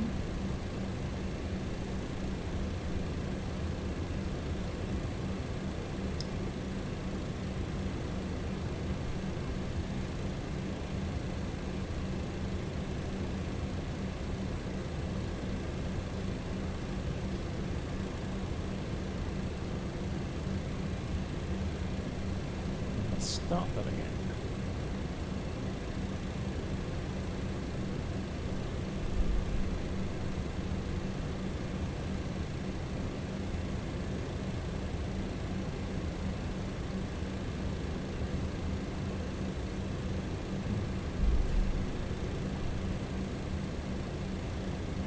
Oh, hold on. Am I on the right network? Yeah, I am.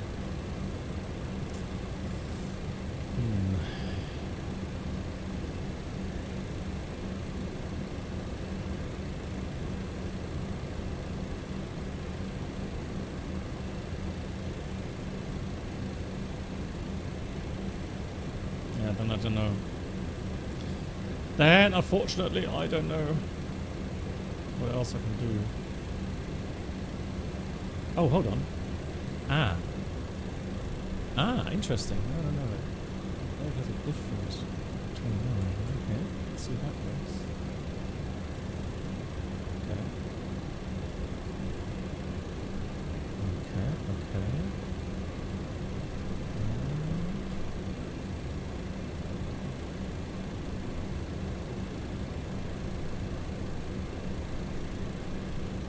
Ha! It's working. It was just the wrong IP address.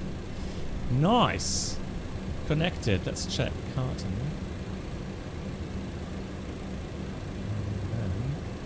It's working. Nice. How cool is that? Look. Hang on. So let's go airplane.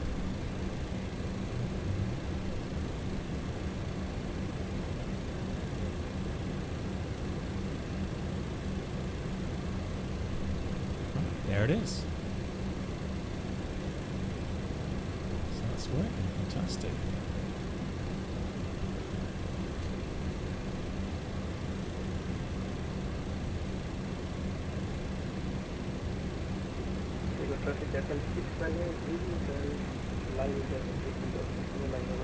So we see we're coming up to Paris. Yeah, that's cool because I mean, ForeFlight. I have to get used to the thing is this, guys. So ForeFlight, as you can see, is a very kind of extensive software, right? And I'm not sure if it's just a bit overblown regarding, you know, to fly VFR, right?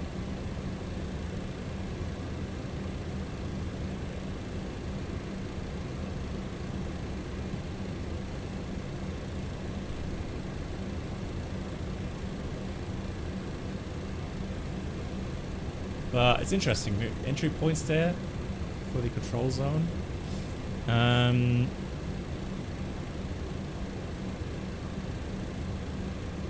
let me clear that routing.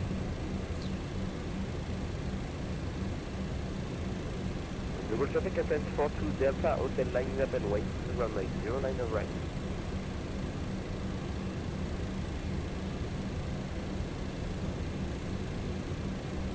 Yes, that's the current aircraft position. Yeah, it's probably a bit. That's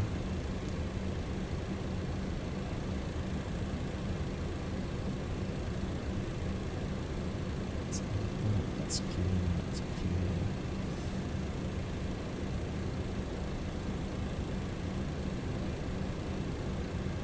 But the cool thing is, it gives you, you know, all these infos that you need. And what I like about it is the fact that, you know, it gives you these VFR important information, entry points, the routings, VFR entry routings, etc. Legal traffic FM 69 The patterns. passing 2,500. Yeah, it gives you all the important information. Right? We climb flight level 280 de Gaulle. So, yeah, but the idea is then to play around with it in the Cessna. Hey, Drehflüger. Legal traffic FM 42 Delta. Yes, sir, Cole, thanks for the inputs. Yeah, but I already have, already bought MSFS Bridge for 2020, so I already have it. What's the best rate of climb? I have no idea.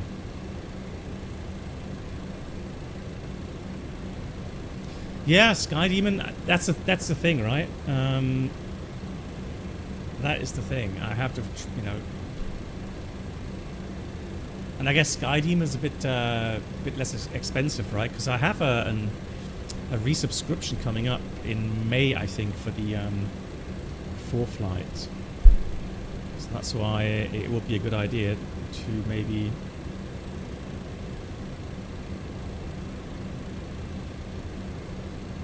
Change that.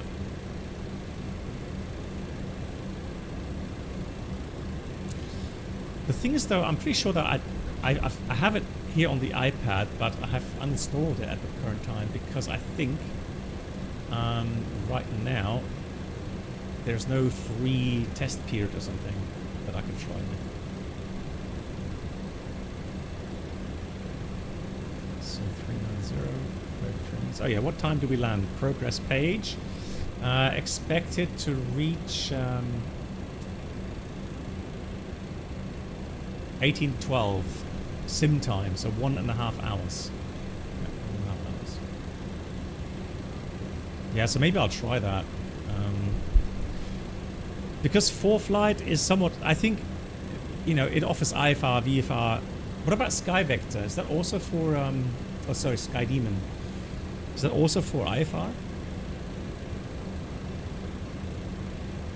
Because that's the thing, because I do plan to keep my IFR rating, and the Cessnas that we're flying, they are both IFR rated.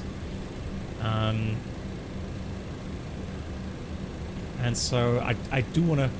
So the thing is this: so people are, well, why do you want to fly IFR with a Cessna 172? It doesn't really make sense, does it? Well, usually it doesn't, right? Yeah, let's have a look. And but.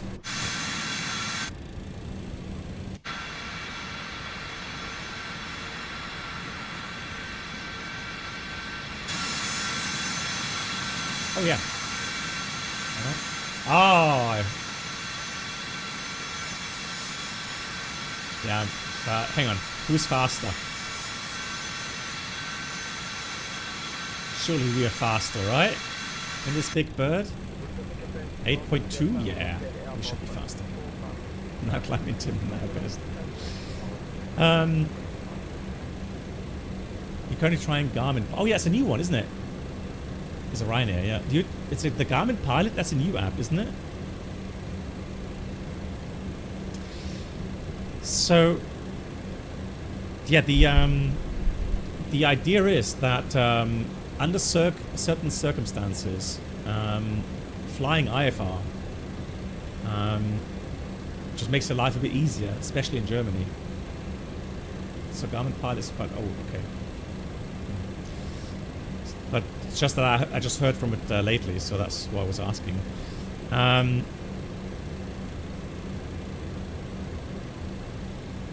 Yeah, so I mean, what I need is honestly is obviously a tool where I can do my flight planning with. That I can maybe send those flight plans to the to ATC. Monitor the flight progress, have a vertical indication as well.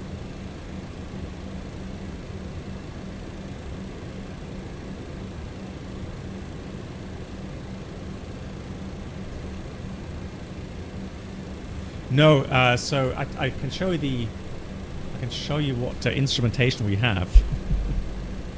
Probably gonna laugh now. The thing is this: one of the Cessnas is actually built in 1972.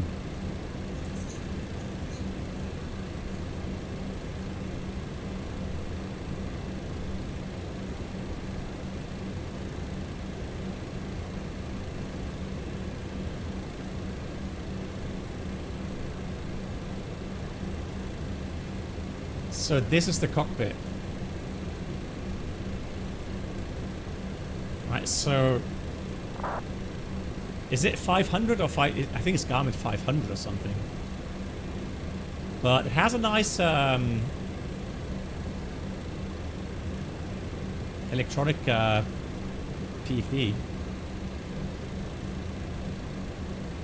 430, okay, 430. So you can see it's very basic. Now it can fly out of approaches, I mean just LNAV, not VNAV, but it can fly LNAV out of approaches, and has a basic autopilot.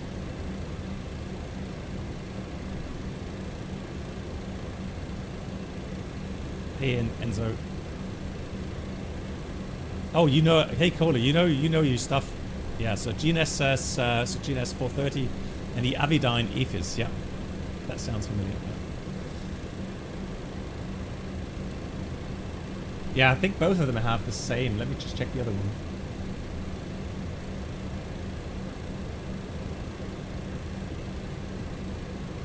So the one we just saw was built in 1972. This one is built in 1973. So here you can see the yeah, Delta Echo Fox Echo Echo. You can see that switched on. So will be exciting. Will be exciting. Not gonna lie. Right, we're supposed to call Barcelona. No, it's actually Bordeaux, right? 25.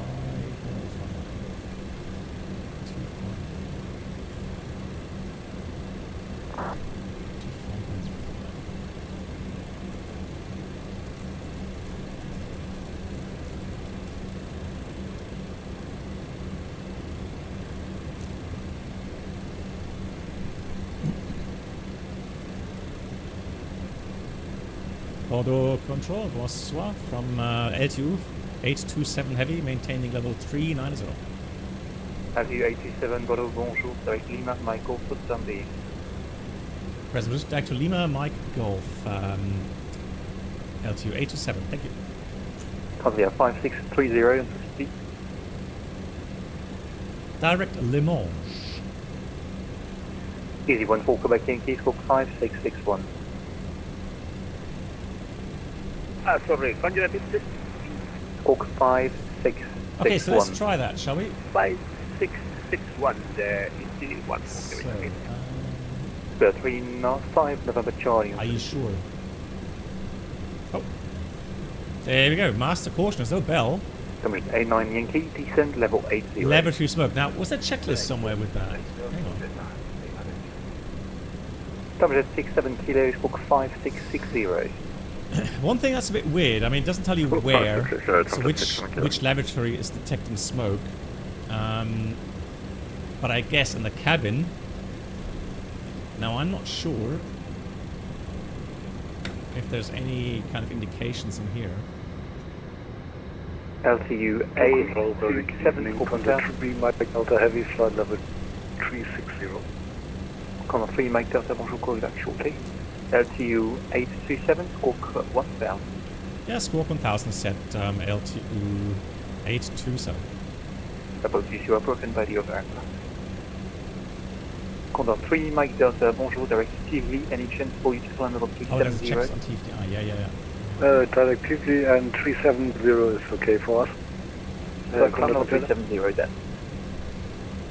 Up to 370 and directively for Contact Hotel. France Soleil 11 Victor Juliette, cambré de son niveau 280. Fondé niveau 280, France Soleil 11 Victor Juliette. 324 122 decimal. Bye bye.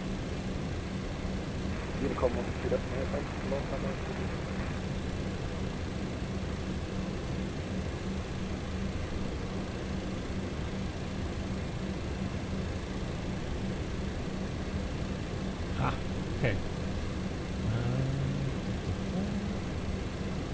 Crew rest smoke. Smoke reported by cabin.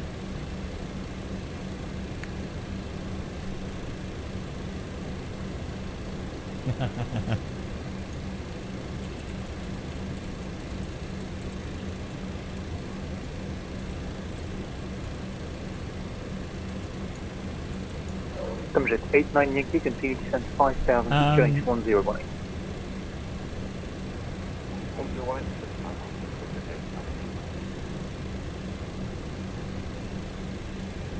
So there's just a smoke reported by cabin crew, crew rest smoke, cargo fire, but there's nothing with laboratory smoke. Oh, nice! Also real. Cool. Ryanair 935 150.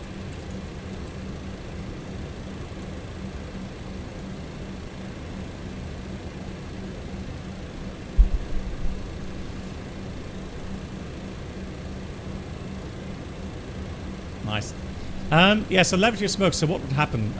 So the thing is this, for us pilots, if not already done so, the first thing we would do is maybe go to plan mode, and then look at your airport.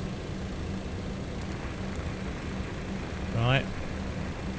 And then have a look if there's any good airports around. And preferably, so here's the thing, guys. I would put the range somewhere so that I can see maybe 80 miles. Right, the reason is, if I start my descent now, then, you know, with speed brakes, high speed, I need at least like 60 to 80 miles descent distance, right?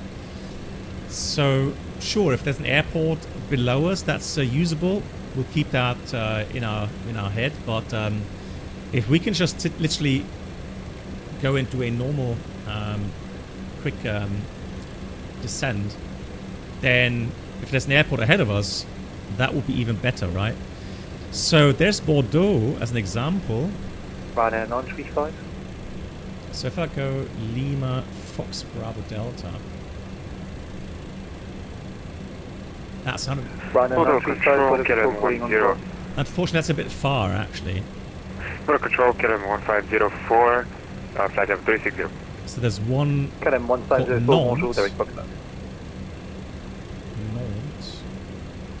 Direct Bucknell, KLM 1504.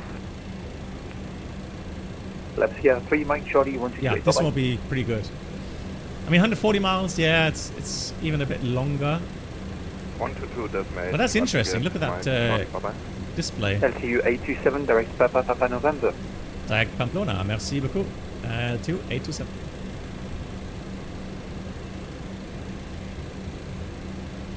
Nice. KLM 1504 score 1000.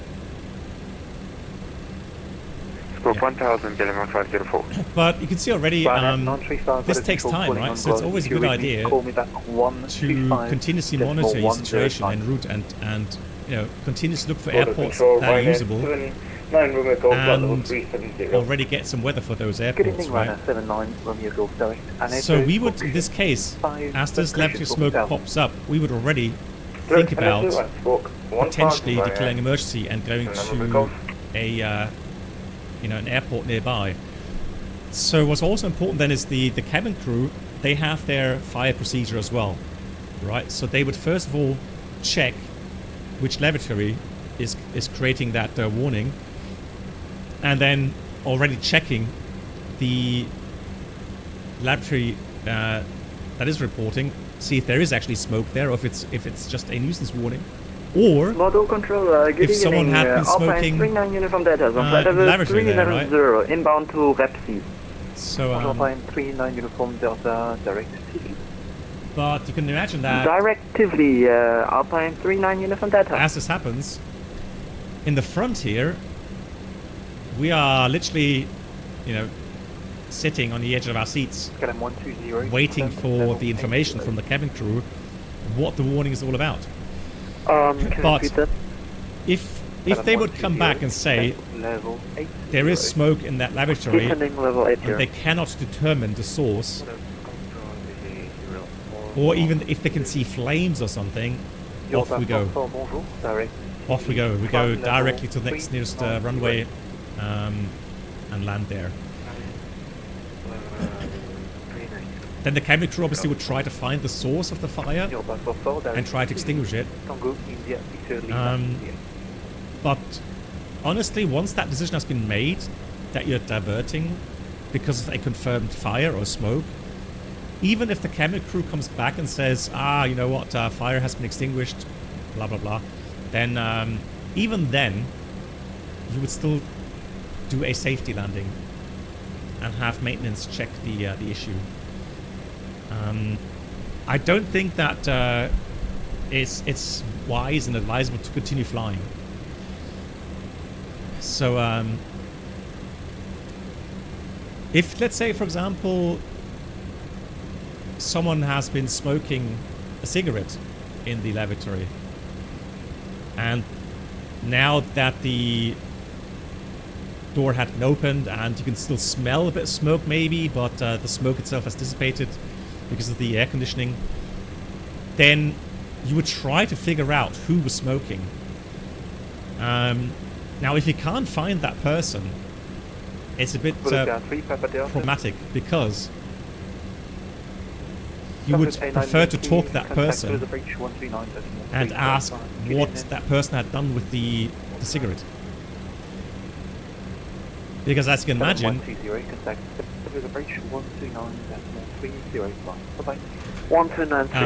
as you can imagine, you want to know what that person did with the rest of the cigarette, right? Let's see, where's the nearest toilet? Flight level 180, climb 330. Let's try this one. Well, in 1980, or 1990s, yeah. When I started, oops. Sorry, you had a bit of mic. When I started flying, yeah, people were still smoking.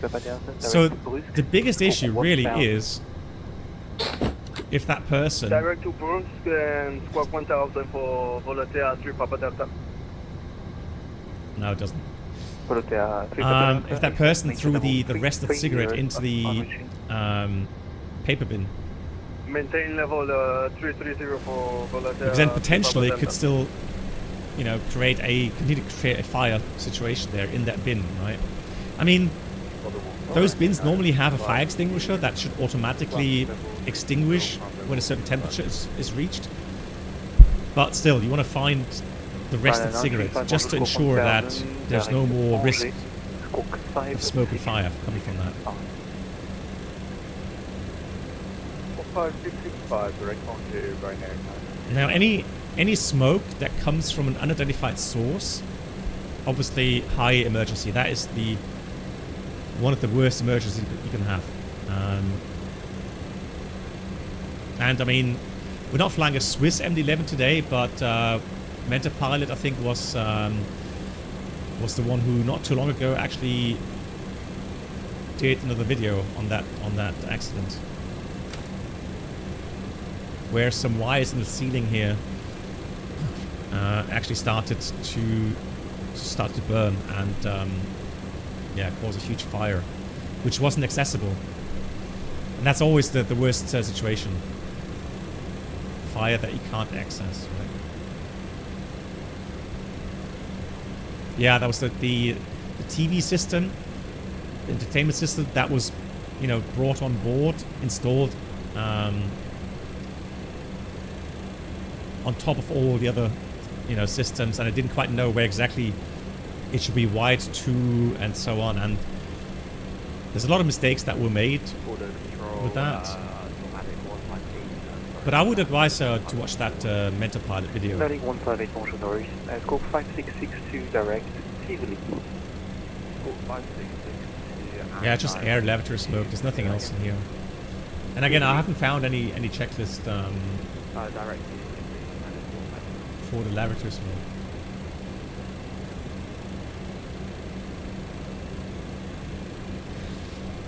Potentially, I mean, there probably isn't actually a big checklist here because,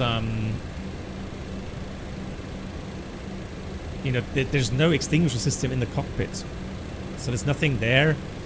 I mean, the only thing really what potentially could be done from the flight deck would be any recirculation stuff. Or maybe switch off some galley power, well, not even galley power. So I think it would be more like anything that has to do with ventilation. So you would try to get the recirculation system off so that you don't keep ingesting smoke potentially, and you want to have a very high outflow of the air, so a very high fuel. Well, that actually doesn't work.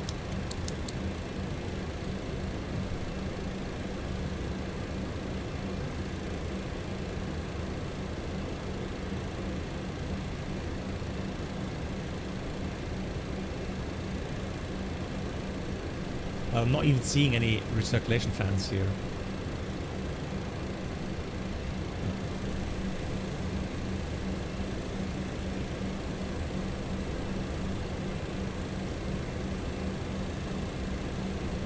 Oh yeah, you're right. Ah, interesting. Yeah, you're correct. So it actually does have an integrated checklist in here. That's interesting. Yep. So it says coordinate with cabin crew. Just like I was saying, there isn't really that much that we can do from the flight deck. And that really means just, you know, communicate. See what's happening back there and then decide if you need to divert quickly to an airport nearby. And that's it.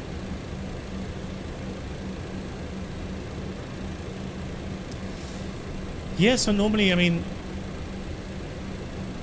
it depends. I mean, you're not going to potentially, you know, take a person to court that had smoked on board. It all depends on how they cooperate, if they're being caught.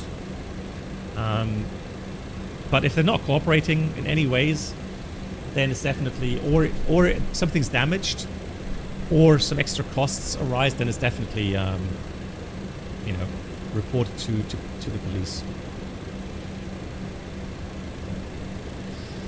So Enzo, I mean, it's, so normally what would happen is you would get the name of the person, you would get some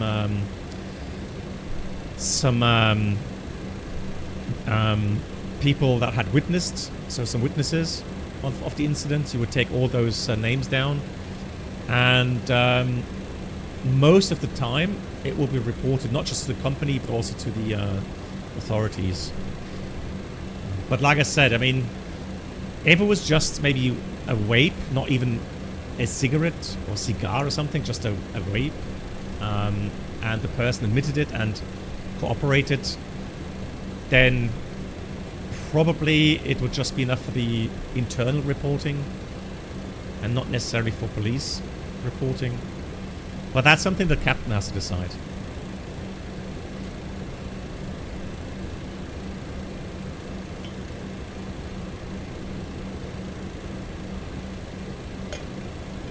That's a good question, Jacob, regarding...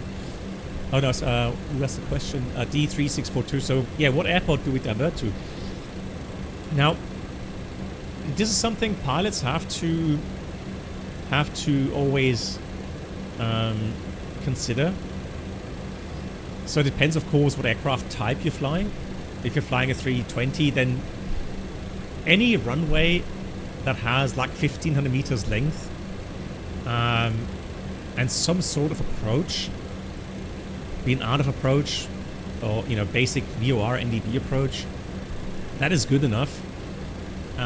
If the aircraft is on fire and you need to get it down quickly, you know, that'll do. But I mean, with this thing, I don't know what the absolute minimum landing distance is. It just has... Let's see, so... right now we have... what weight do we have? We have... performance currently... there we go. It says 169. Now we had 162. Zero fuel. Hang on. No, 169. No, disregard. 157. Zero fuel. 157 plus plus fuel. Oh, there we go. There's a scroll. So 175 right now. Okay, so let's try that performance. So if we do 175, 123, auto brake will take absolute maximum.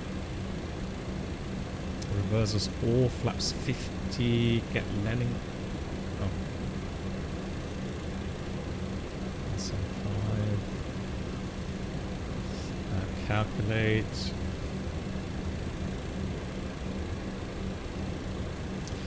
So I find this hard to believe. But even here it says estimated 1500 meters. I mean, to be safe, I would say maybe 2000 or 1800 meters, somewhere in that region. So, you know, pilots, they do their route qualifications, and I had a folder with all the possible airports en route that we could divert to. So I can show you, for example, what I did for the 787.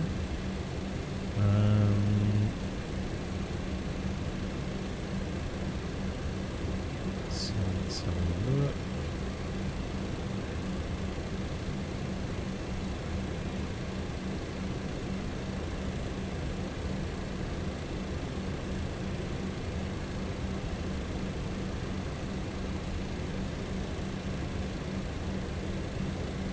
Control today, this hotel, level start, level 350 inbound, So, as an example, Bonjour, je suis tout hôtel Sierra 95, climb level 350. Climb 350, this hotel 0.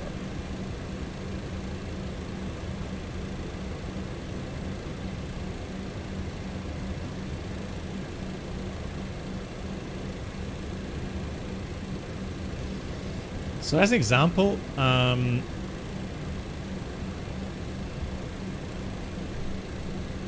so I have some apps that are freely available for everyone, where I can get What a radar. Good these evening, infos. Building A308 with you direct to Alba. So, you know, Nassauwork, 28, right? So 01. I've written down variation, what kind of runways they have, runway length, what approach types they have, right?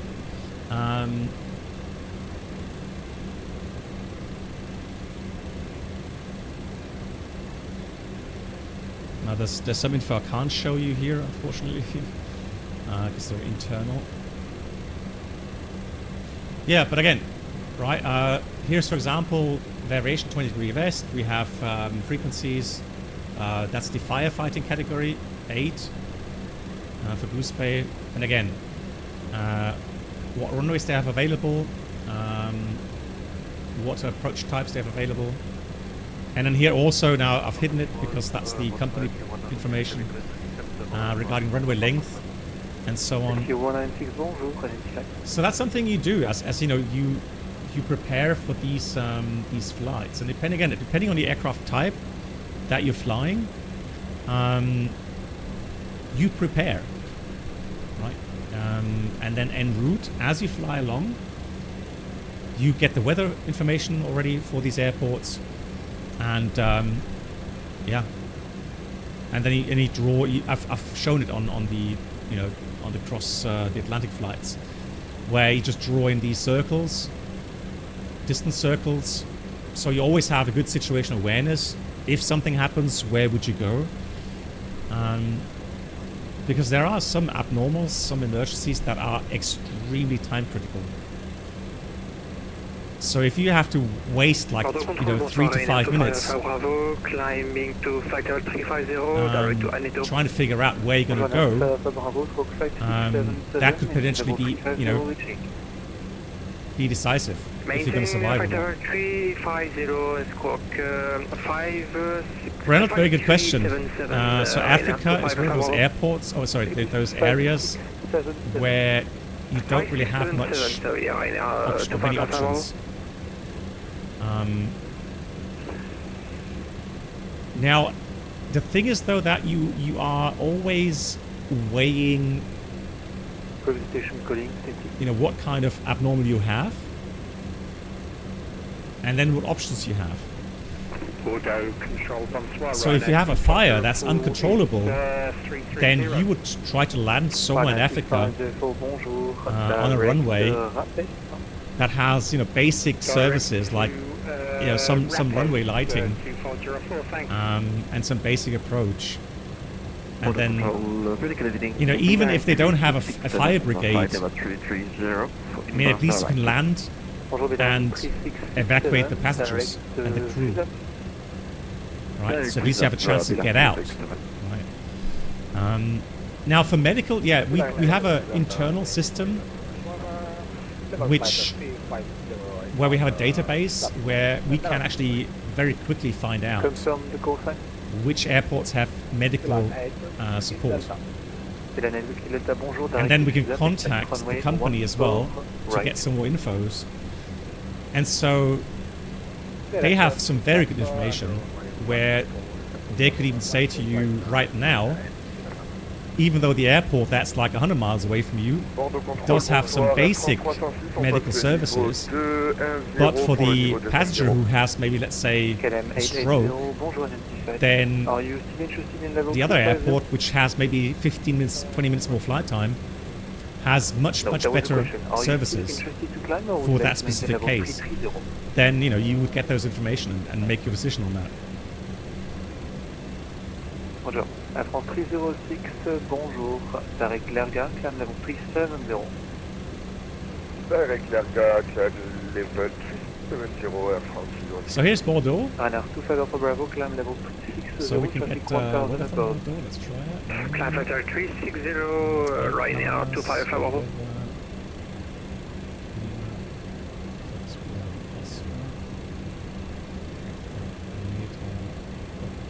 Line 3667, expect LS approach, runway 14 right.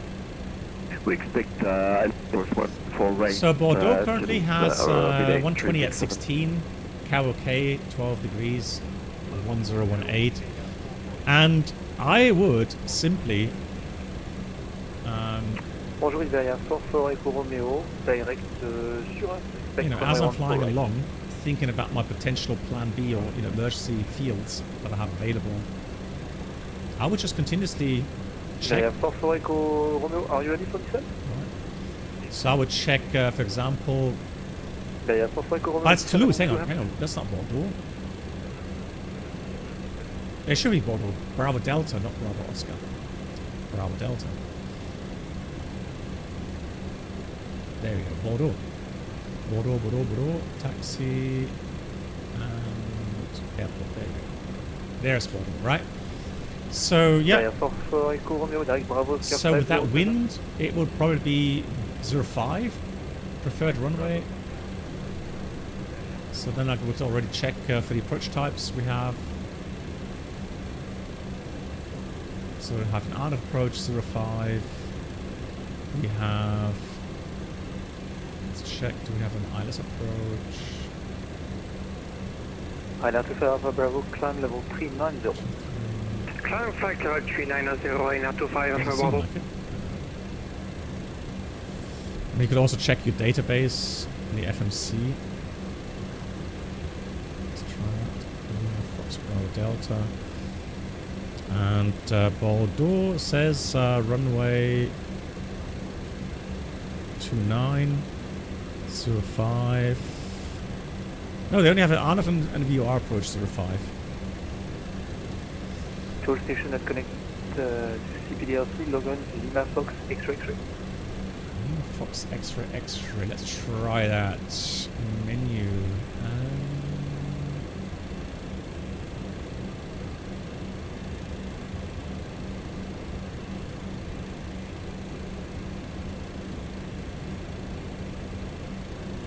Try that. Let's see if it works.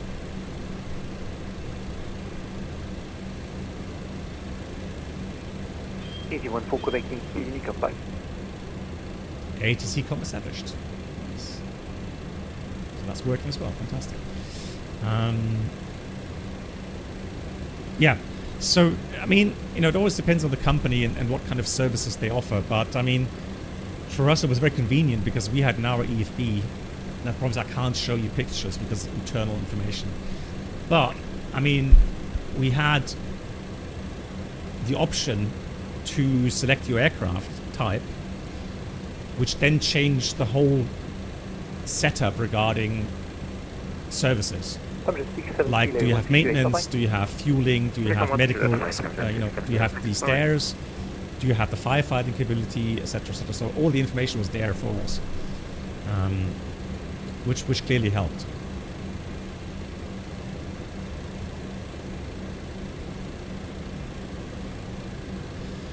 Yeah, Brennell, that's true. I mean, you know, flying, sure. I mean,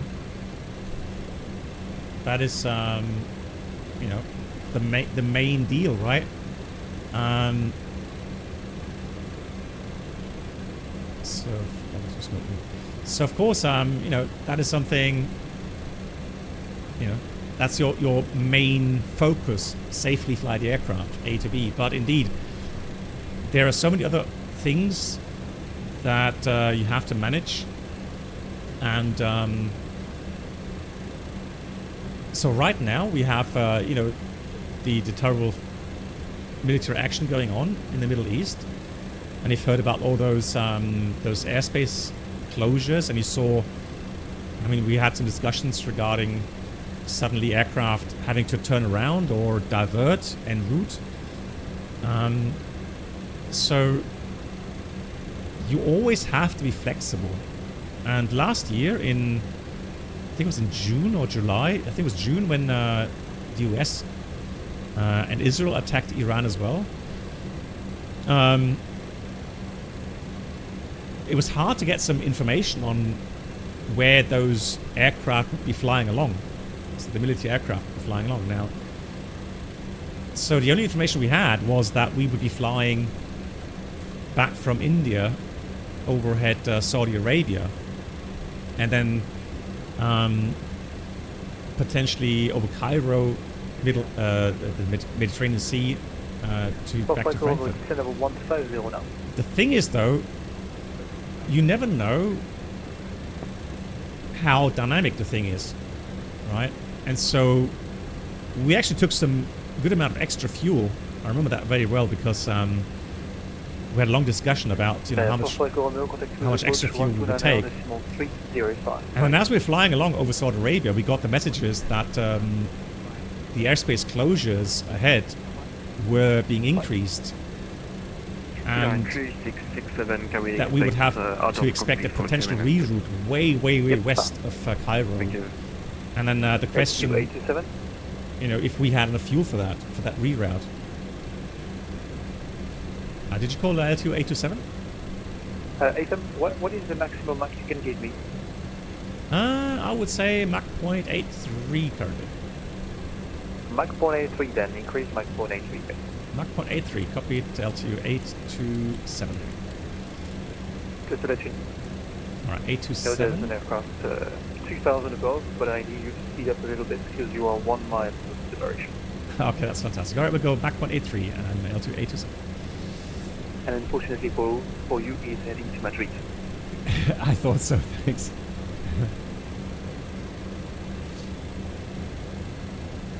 Yeah, We are working topic behind 3667. Nice. yeah, and the thing is this, so we had, well, I was supposed to go on my break, but because I was pilot monitoring, I had the last break, but I had to postpone my break because it was about half an hour before I was going to my break. Then suddenly all these things started happening, and then yeah, I had to manage. We had to recalculate fuel, get some more rerouting information, program the FMS, etc., etc. Delta 128. And so a lot of things were happening. Advisory 122.8 for contact 3 Mike Delta, over 1. And then it was sometimes complicated because some airlines had a more restrictive view on which airspace they would be able to use and which not. So we actually had more airspace that's closed for us from the company than other airlines had. So then, you know, we got a direct to a fix, which we couldn't accept because according to our information, it would have taken us through an airspace that was closed for us. But the controller didn't know. So all these things suddenly, they become chaotic. There's a lot of recalculation going on. You have to think about potentially doing a fuel stop somewhere, etc., etc. And yeah, that makes life sometimes a bit more difficult. KLM 1504. And the interesting thing is in the back, 1504, go get. no one notices. On Paris request, direct to Basel. It's a smooth flight.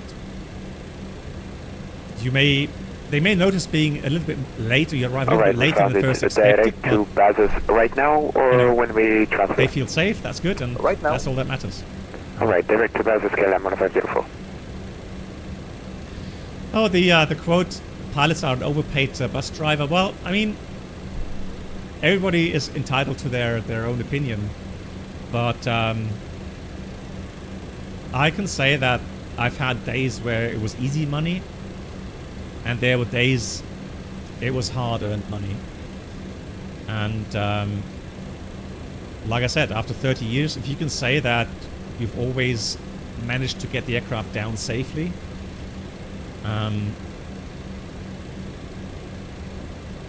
you know, and the whole thing is based, I would say, on three things. First thing, the fantastic people you have around you.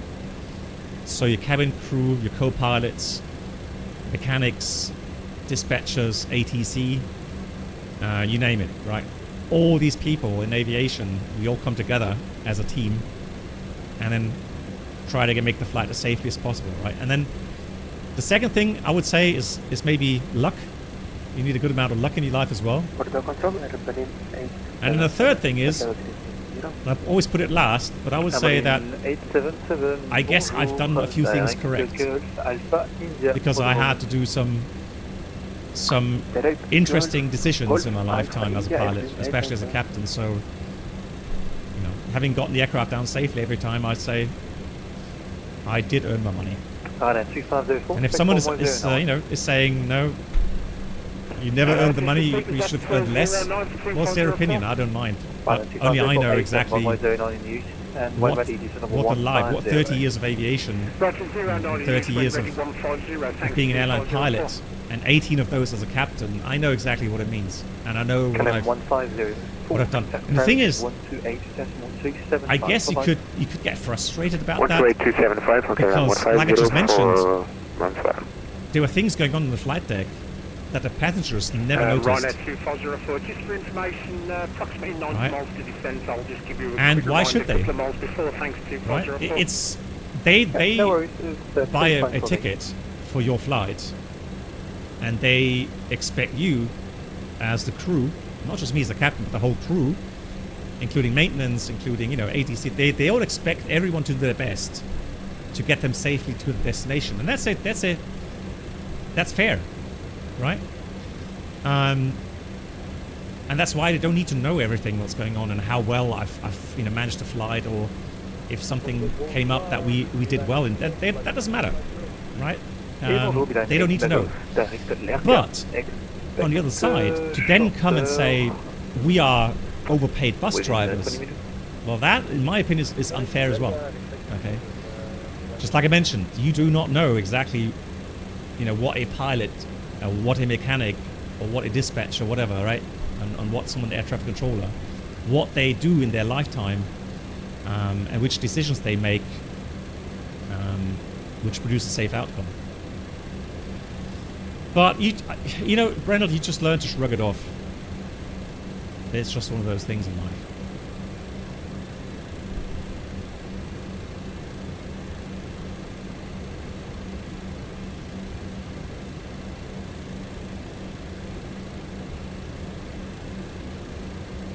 Yeah, Stephen, go ahead. What about VATSIM? What's your question? Well, Brent, luck. What I mean with luck is, for example,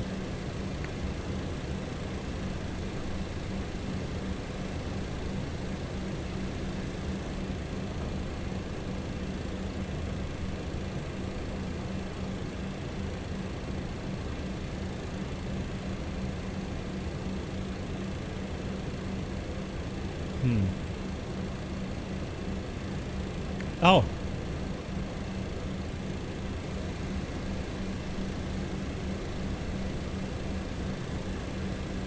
Yeah, we are getting these. You see, but there's no ding dong. There's no. Oh, it's just ATC message there. Okay. So I'm used to hearing a chime.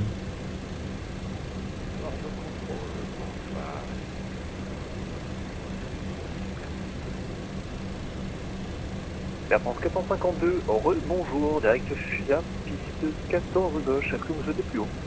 So you have to watch. That's a bit.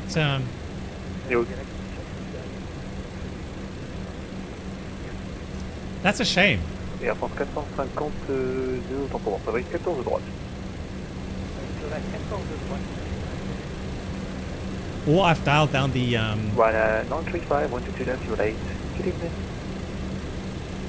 122.08, So there's a new message. Accept.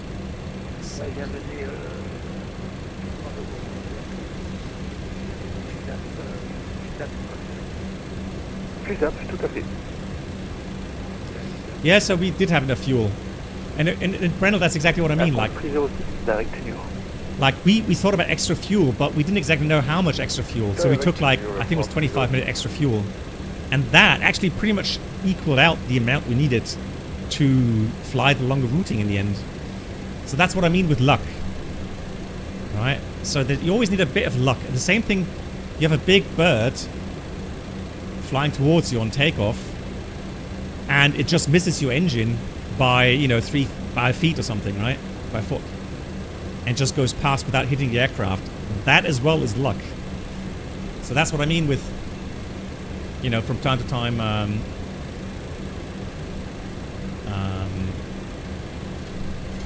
being lucky, right? Auto control, Fokker 9623. Good evening, flight level 30 with Super Lucy. Fokker 9623, bonjour, scope 1000, direct book. Please say again, the direct Fokker 9623. Direct book, no, Bravo Oscar, Kilo, November Oscar. direct book now, Walker 963.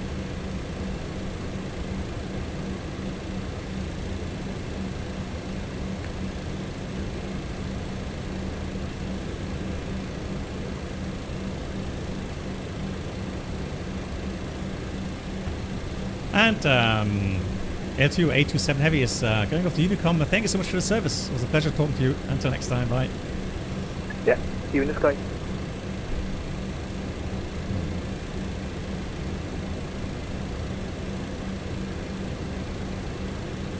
Okay, so Stephen, you have a question about VATSIM, and then you asked British Airways flew past you. You were lining up to 6, so you logged off. Okay. So Stephen, did you report your position on Unicom to 2.8? Did you tell the other traffic what you're doing, or?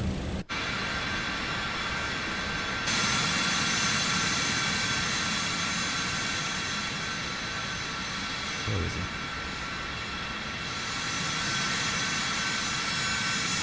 Ah, there he is. So that's the traffic behind us.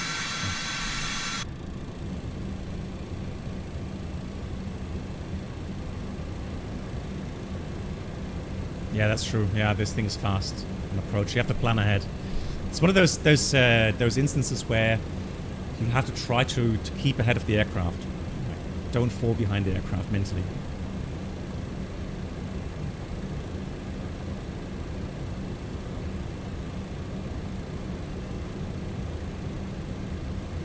Airbus 168 knots approach speed, flaps 35. VATSIM, they still let me fly a swing once 25% at that landing weight.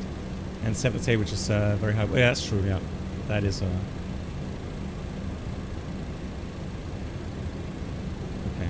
Yeah, so Stephen, I don't know exactly, if you were reporting or if ATC was, So the question is, yeah, were you on ATC? Did ATC give a takeoff clearance, or was there no tower control? That's the question. Brennell says, in my opinion, it has to do with professionalism and have a solution.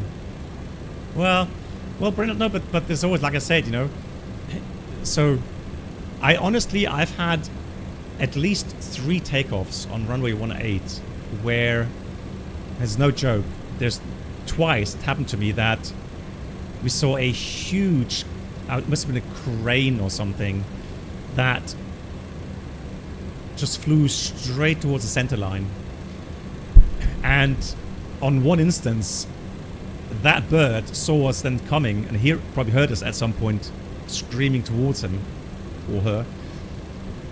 And that bird did a 9G 90-degree bank turn to get away from us, and the bird managed.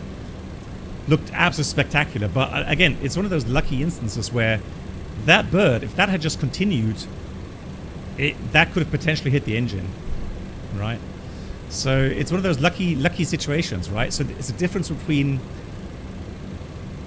doing a normal takeoff or having an engine failure with an RTO at high speed, maybe, right? Yeah, the bird got a TCAS resolution, yeah, but that was impressive. It was a very skilled bird. Not gonna lie, I honestly saw the wings bend like a 9G turn bend, right? So. Okay, no tower. So Stephen, did you report lining up? So let's say lining up runway 26, taking off, departing, all right? And did the other traffic report as well, like Speedbird 3 miles final, runway 26? Did you hear anything?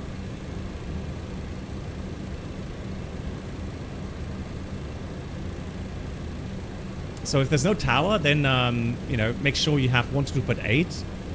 And you do reports and listen to other planes coming in, and maybe switch on TCAS before lineup. That's what I always do. Just check TCAS and then look outside and make sure that there's no traffic in the approach. Switch on all the lights. That should be the Pyrenees Mountains there. Beautiful. Beautiful.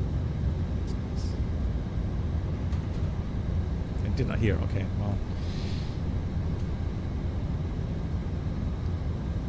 Yeah, I mean, if the other traffic didn't report, then yeah.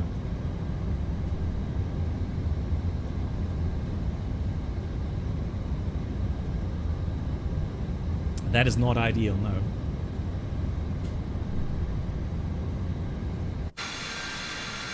Oh, no!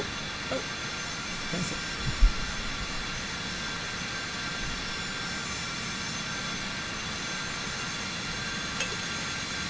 You tend to check VATSIM radar before lining up, yeah. That's also a good idea, yeah.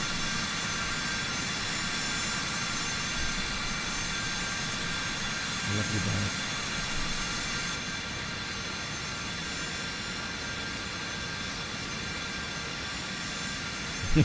Brandon, yeah. Whatever it was, but I'm just glad we didn't hit the bird. I'm just happy that it went by.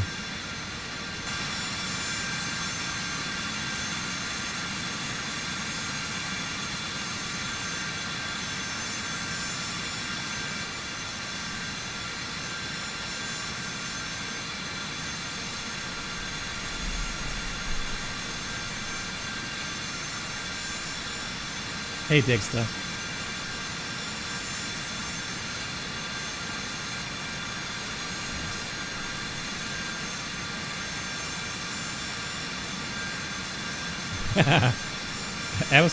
Hang on, we had two, I think.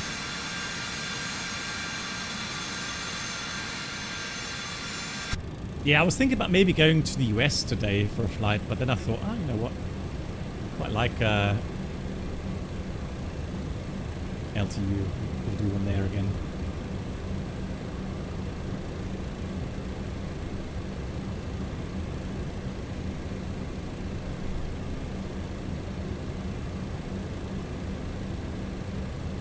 Yeah, I mean, I understand that can happen, right? You're busy with, you know, flying, and then, yeah, I forgot to report from time to time.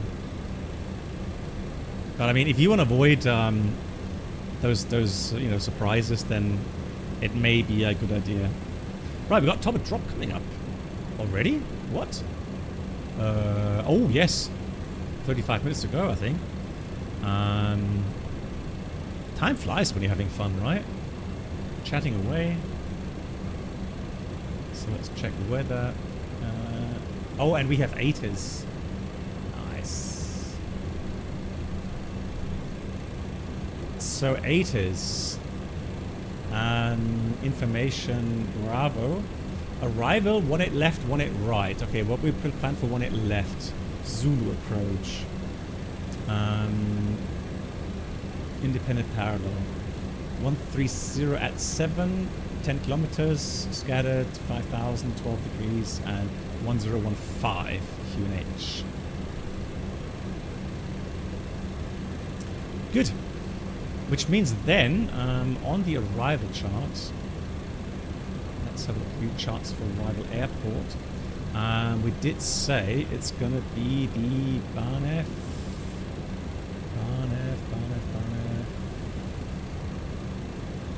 3 Bravo, is that? Yeah, that's the one. So Barnef 3 Bravo, and we want to make sure that we check all of those restrictions. And so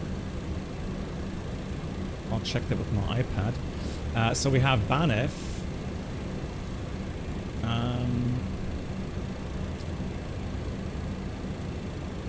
150 above, correct. Then Barahona, 250 knots maximum, 150 above still. Venux, 220 knots maximum, and 12,000 above. So transition is very high here. Transition doesn't say it here, but we'll check. Oh, actually, this is what ATIS says. Transition level is 140. There we go.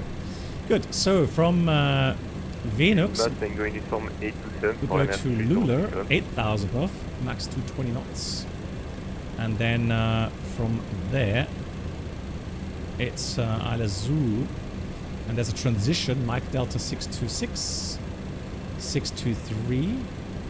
7,000. MD11, c'est Lima Tango Uniform 827 pour l'air 3067. Okay, sorry, L2 827 heavy, go ahead, please. Yeah, no worries. I'm just above you, 0 and I'm gonna use my speed number. You would be number 1. Okay, that's copied. Just seeing that Madrid does have tower, and we have, well, just tower and ground. So I'm going to ignore the speed restrictions initially on the star, so that I can gain some separation from you. Yeah, no worries. I will keep the restrictions and we'll be fine. Thanks so much. Yeah, thank you so much. That's very nice of him to contact and coordinate the speeds. So we have 7,000, 6.5 at 623 mandatory, then mandatory 6,000 at 620, and then it says MD11 left, mandatory 55, correct. Then onto the ILS, and missed approach is Bravo Romeo Alpha 180 degrees, 12.5, overfly, and then right to Rofix, climbing 5,000, all correctly programmed. Fantastic, cool. So down we go. Now let's go down to level 140. Good. Now I'm going to leave the speed window open, although now we just have to be careful with our maximum speed here, okay? So let me just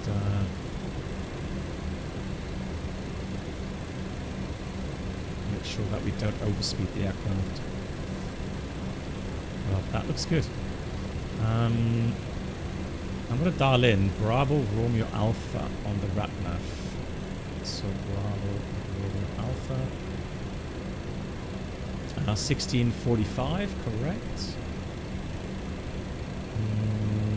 There's no NDB here, so let's clear that out. ILS. Now, if I remember correctly, guys, the ILS, because Lilo was saying as well that I didn't get an ILS indication. I'm not sure, that fills up fairly late, doesn't it? Now, if it doesn't automatically fill up later, then we'll do it manually. Yeah, it should be, but it's pretty late, isn't it? Didn't we fly to Tenerife, where we found out it's actually fairly late that it does that?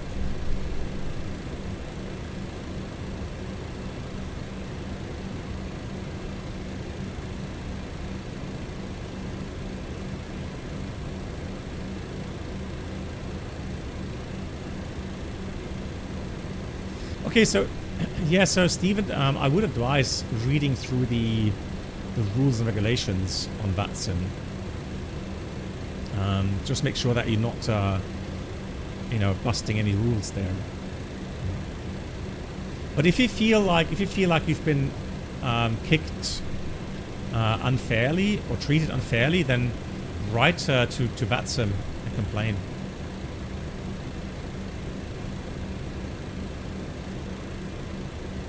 So there we go, that's the arrival.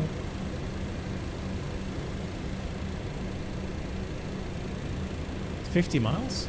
Okay. Currently we're 106 miles from Bravo, from the field. So if we look at the wind, pretty much no wind there. So height divided by 3. So that's about 100 miles, 110 miles. So yeah, we should be alright regarding the descent path.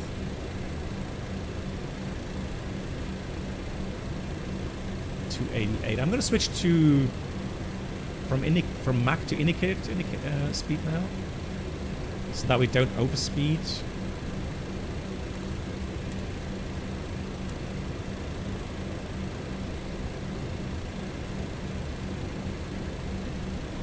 So that looks pretty good. Then let's do the landing calculations here. About 170 tons. I'm going to go with flaps 35 because of a long runway and we want to vacate fairly far down.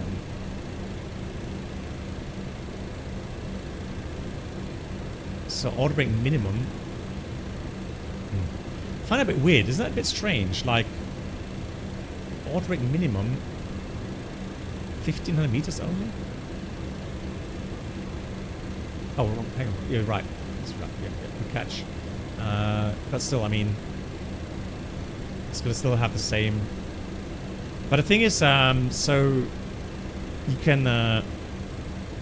Yeah, I always do a reverse. I mean, you can do a reverse and non. Yeah, that's what I normally do. Non. Doesn't really change much. That's the thing.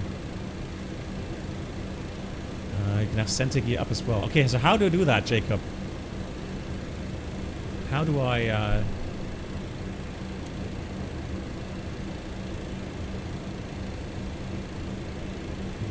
20 minutes to go.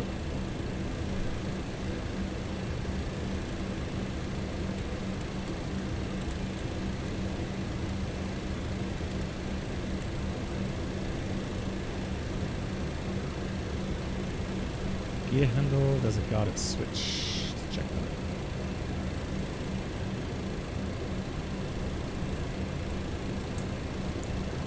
that. Okay, so now the center gear remains up.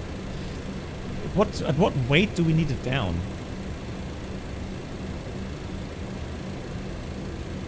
Ah, okay, Fililo. So if your ice bridge is selected in the aircraft will auto-tune approximately 25 nautical miles from the runway. Thank you much for the information. Cool. We'll monitor that. Yes, so what's happening now is that we have a nose gear, a main landing gear, and we also have a center body gear. But if you are fairly light, so we're weighing about 170 tons today for landing, and we can check the max landing weight, which is apparently 195. So that's 25 tons more than what we have today. Now, I don't know the limitation. I don't know how much... yeah,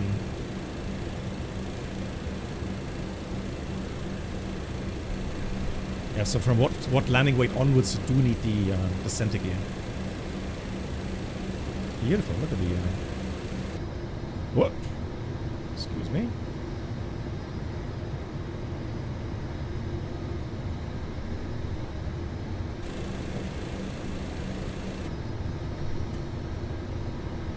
Nice, thank you.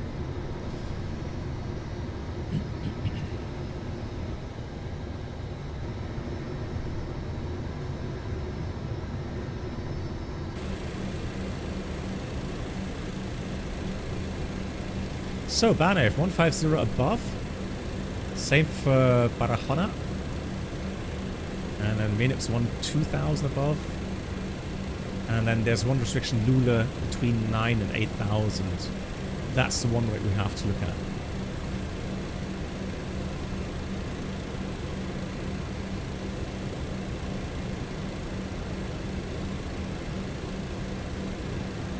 at. So Airbus, what is it? So 181.4.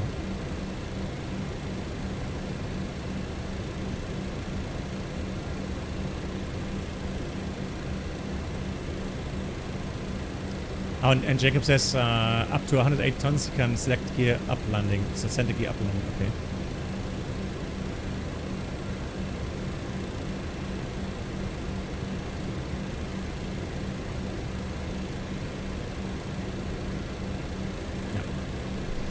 Good.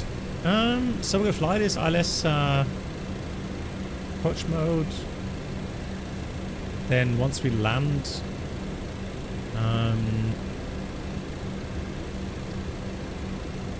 wow, so many taxi charts. Blimey.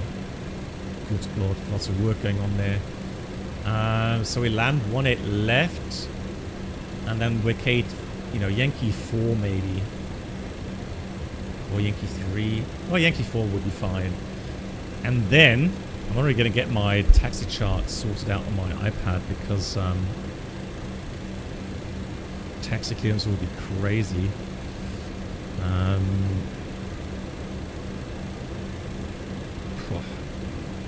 That is a million taxi charts, guys. No joke.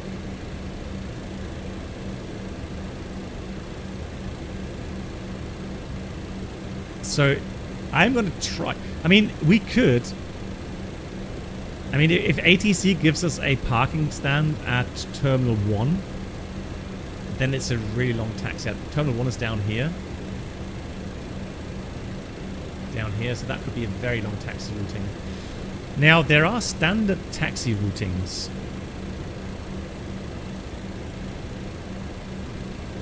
So once we vacate...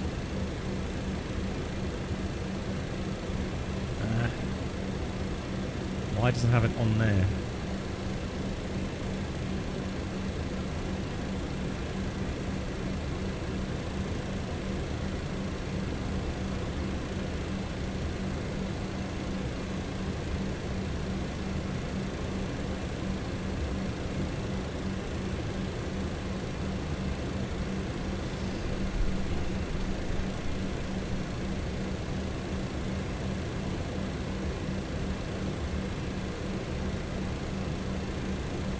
Yeah, we have to wait and see. So, normally we will get taxi routing Mike or Alpha.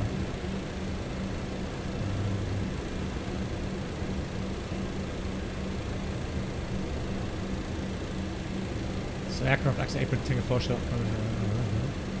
Change frequency.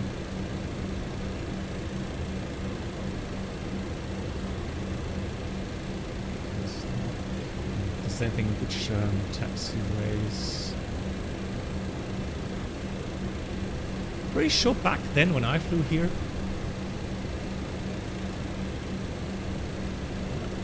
I'm going to start slowing down here. We got we got 50 miles.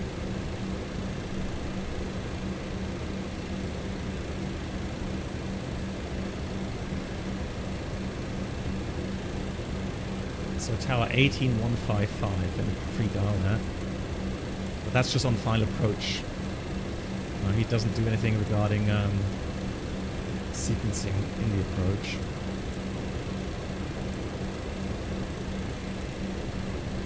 Madrid traffic, LTU 827 heavy is just past Phoenix.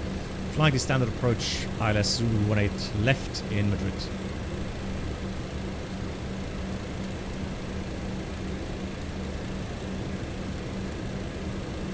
Start slowing down here. And we'll descend down to 8,000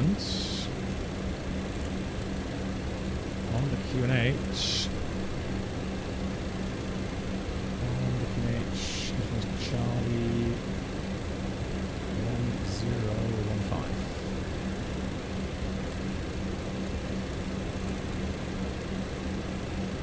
1015 is set. Let's get the seatbelts on. Let's get the lanyards on.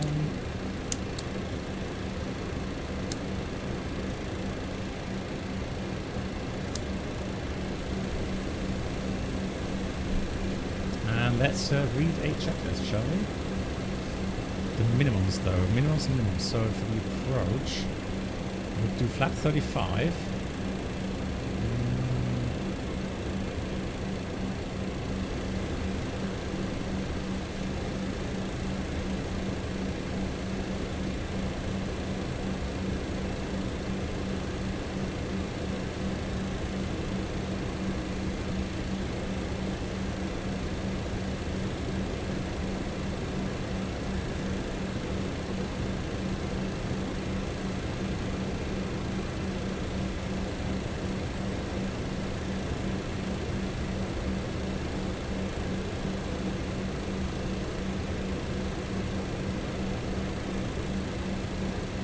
So the minimum is 2170.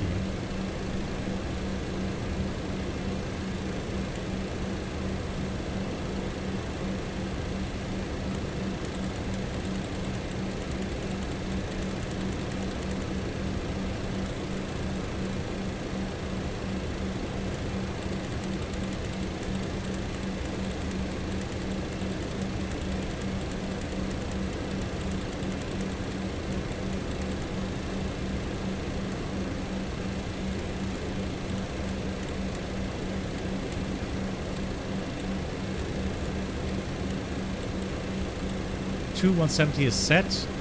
Elevation is 2,000 feet. There we go. Look at that terrain coming up. Fantastic.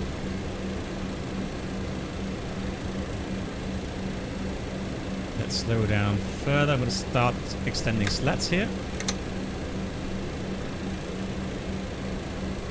And here we've reached 8,000 above, and the 8,000 above is because of the terrain has been seen.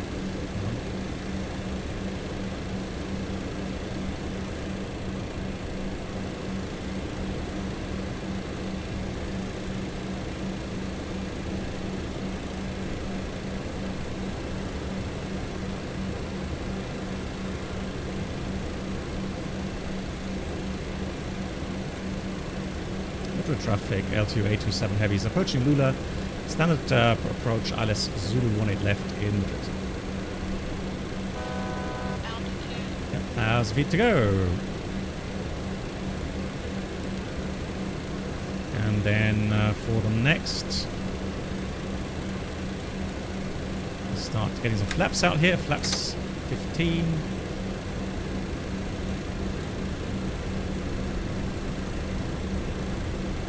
In range, altimeter's 1015. Windshield anti-ice is on, seatbelts on, lights are on, status page is checked. Seatbelts fastened. Approach briefing completed. Altimeters again is 1015. Minimum's 2170 feet. Radio's tuned. ILS. India Mike Lima is identified. 25 miles. Correct.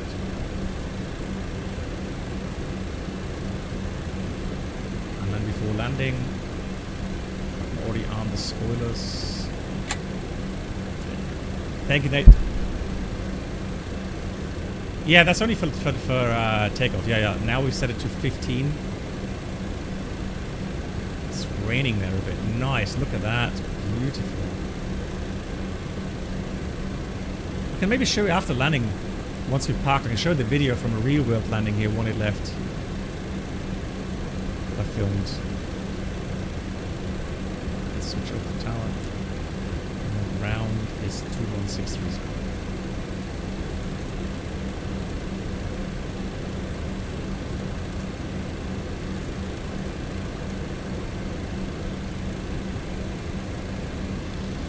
So we have a localized indication, but no glide slope indication just yet. But that's fine. We're still 23 miles out. No problem at all. Let's descend 6,000 here. We'll do that with open descent. So idle 6,000.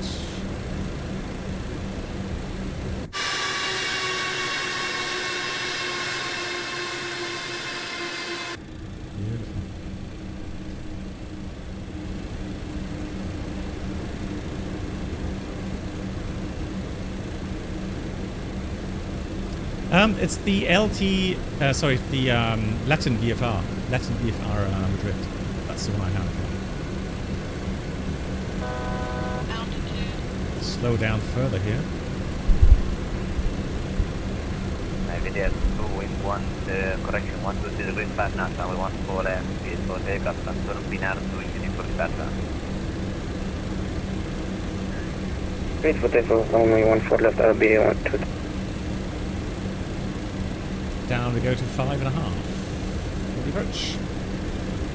So localizers coming in. Land is armed.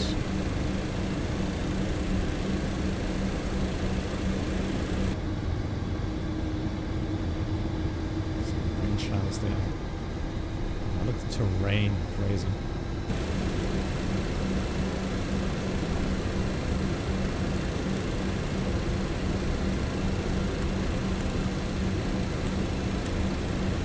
Approach speed is 147.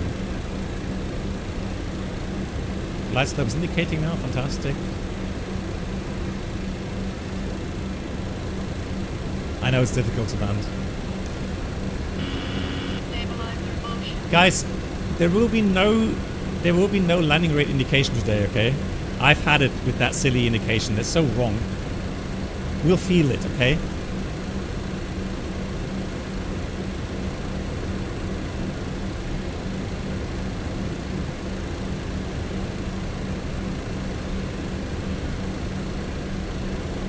Tower, Buenos Aires from LTU 827 Heavy. Just joined the localizer when it left Zulu.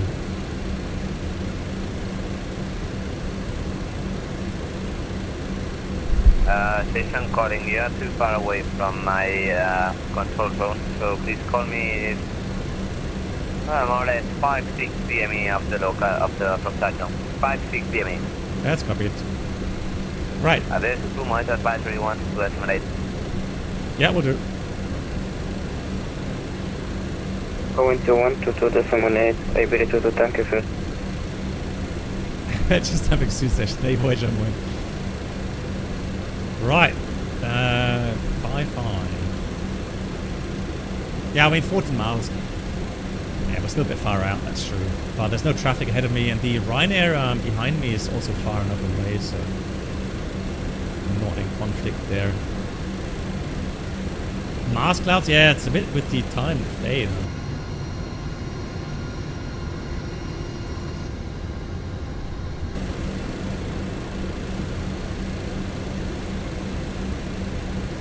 Glasgow is alive. Runway is in sight. And then missed approach 5,000.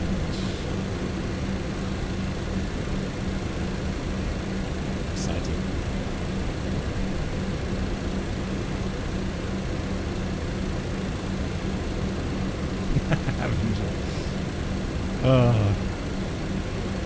I'm trying to remember how this thing lands. I have no idea. I have no idea how this thing lands. Ay. Alright. So about 3,500 off the ground. Medic. Okay, I'll tell you what, guys. I'll show you the landing rate, but again, I don't see... So the landing rate will show up. But I just don't see... What? Disregard. Autopilot is on. We have flight slope. Gears coming down. Yeah, look at that. No center gear.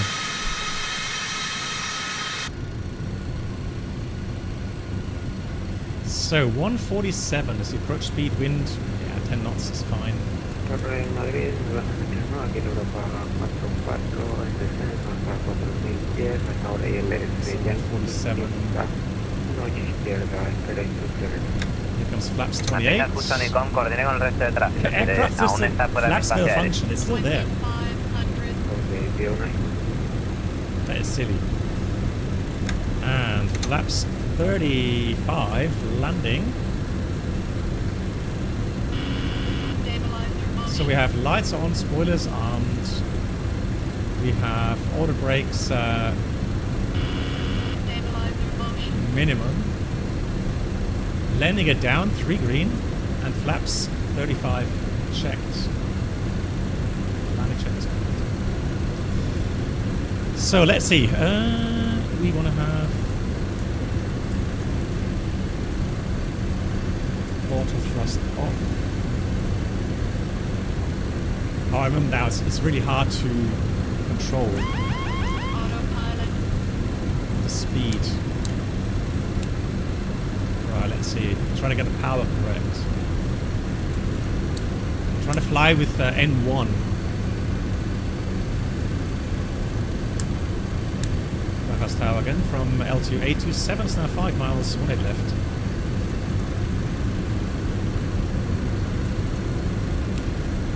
Stand by. Let's trim the aircraft. Trying to get a power setting here. Look at that. So, it's like 55% or something.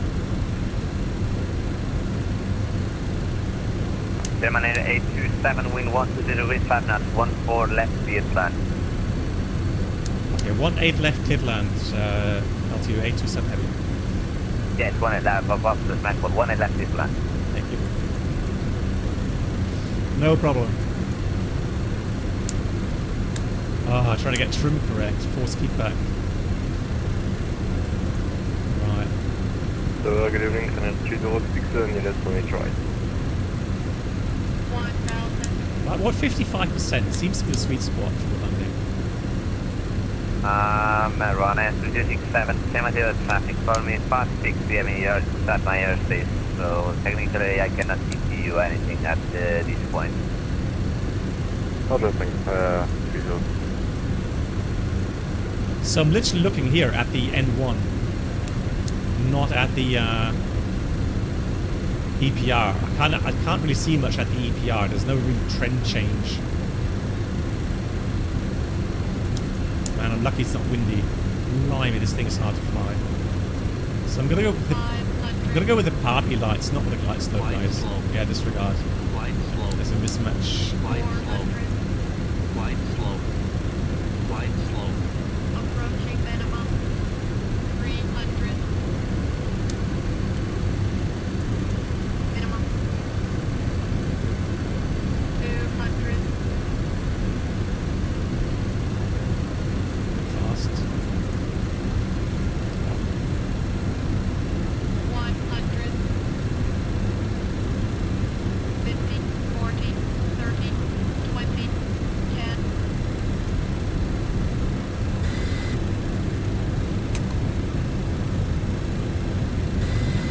Speed brakes up. Reverse a green. 230.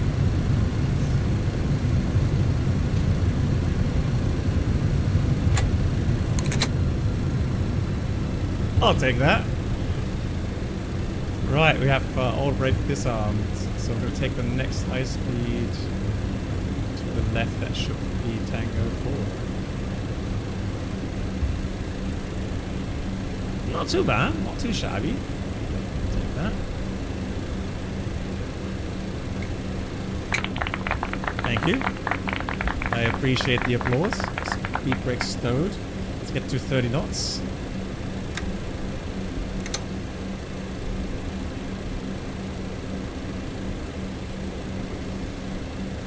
Hey, let's get to the...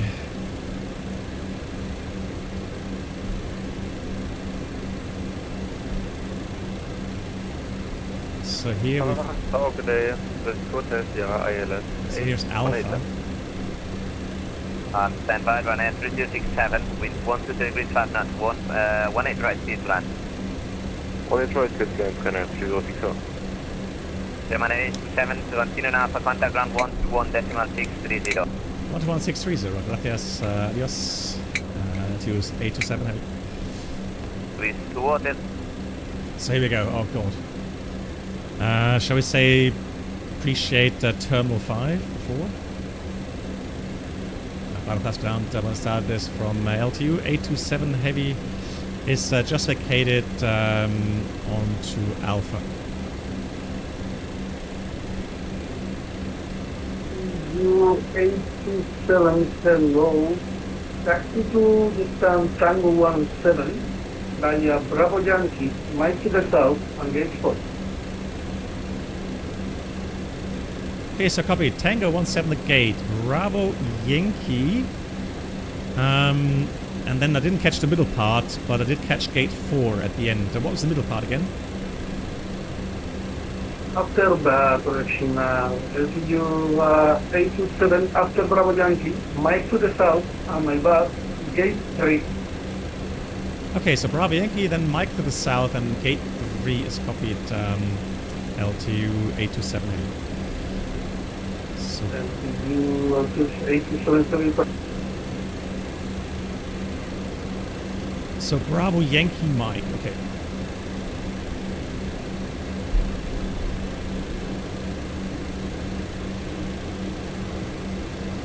So here's Bravo Yankee, Mike, and then it's Mike all the way down. Daniel, thank you much.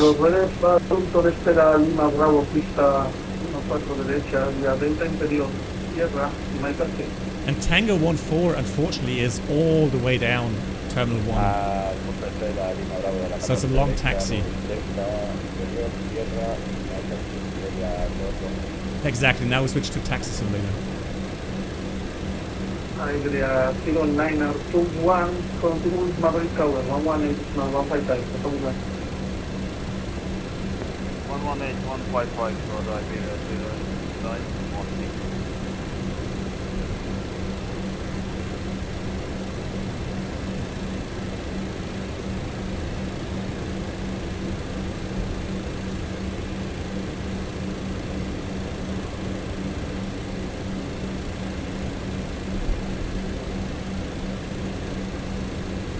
Come on, give me the chart for crying out loud.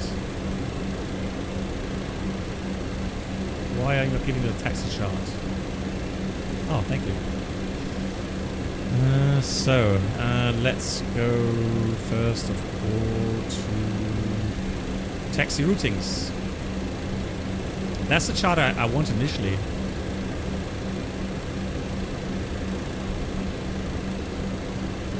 So we go Mike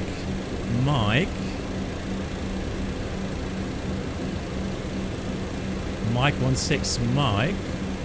Ground good evening, Ryanair 306. Then gate 3 to a stand.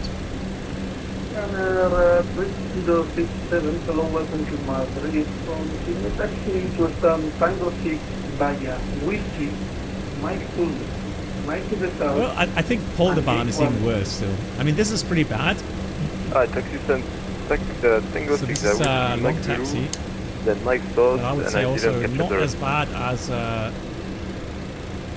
Ryanair 3067 after Mike South, gate 1.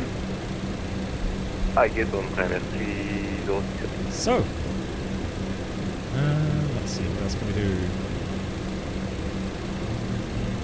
Now we're going to be careful. It's going to be the first one to the right. 2-0, nuevo QNH 1010. It's going to slow down a bit fast still.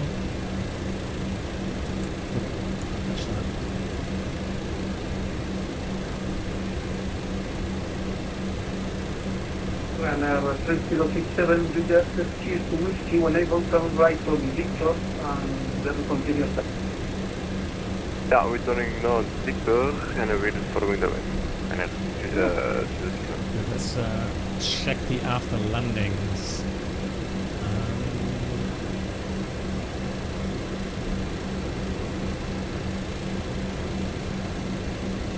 So after landing, spoiler stowed, flap slats retract, landing gear, nose gear as needed, APU start. Okay, APU start. APU start. So now we gotta be careful though, not to miss our exit. So it should be Mike 16 at the end. TCAS weather radar, so we'll have weather radar off. TCAS off. Trim 3.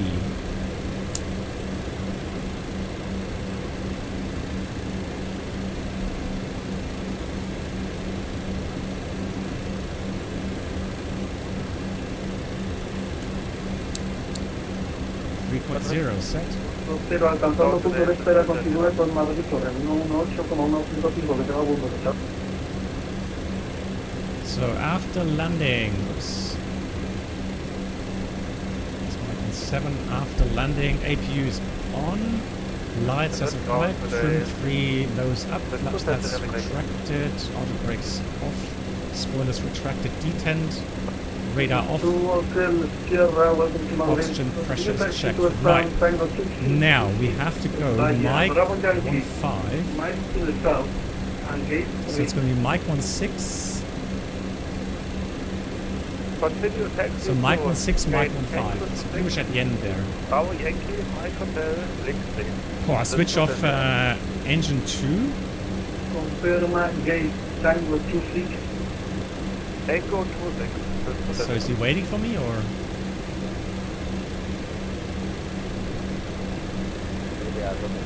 Yeah, he's waiting for me. Okay. Sería 2-0 a 6 con Madrid con 118,155 que tenga un punto de chat.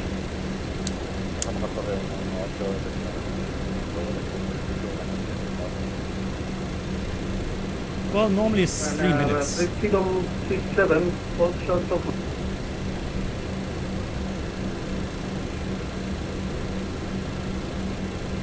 We're in position right now. Wow. Scenery is heavy. Ryanair 3067 behind the traffic, continue. Yeah, I think it's like 3 minutes. Yeah, we're following the MD11, then up by Ryanair 306. Well, we have 3 minutes already. So, anything else we need to consider? Is APUs available? Anything regarding the hydraulics?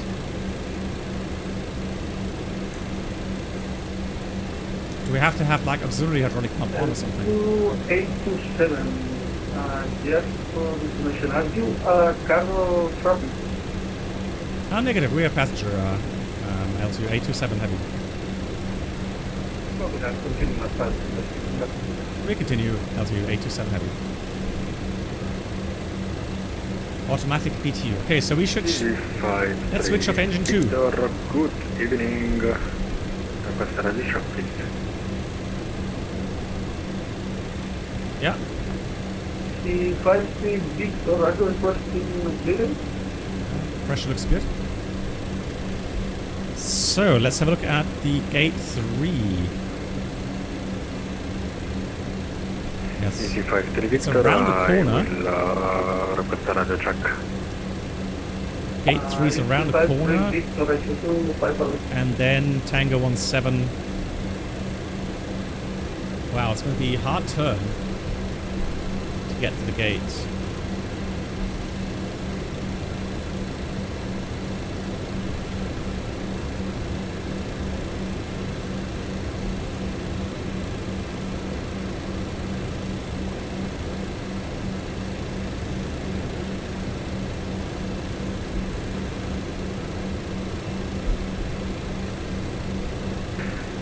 Easy Hey, 5-3 Captain Victor, request IFR clearance to Lepa, Palma de Mallorca.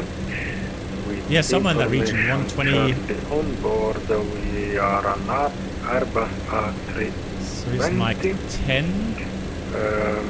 So that should be gate 4. Around And the we are bend. at gate 5, 7, 6. Gate 3. The 5-3 Victor Hotel destination. Yeah, 5 miles, Airbus. Yeah, 5 miles is good. 5 for Barcelona. Man, this old terminal brings back memories. Easy 5-3 Victor, I confirm that I depart from Barcelona. Maybe So it's gate 4. I didn't change the airport. Sorry.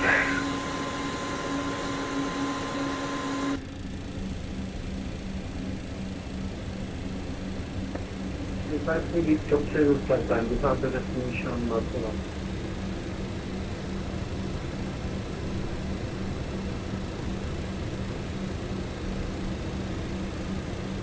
Green Shoe, you're nice with the Rhino behind me, nice.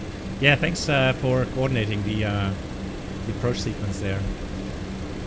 So let's now check gate 17. It should be this one here. Here's 18, that should be 17 there. So let's say gate 3, we'll take gate 3. It's gonna be a fairly sharp turn though.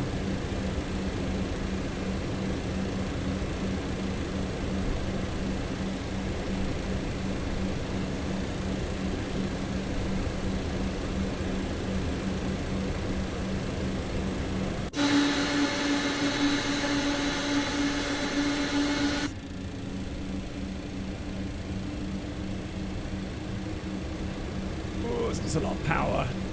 Whose idea it was with the 2-engine taxiing? I'd hate to go above 40%.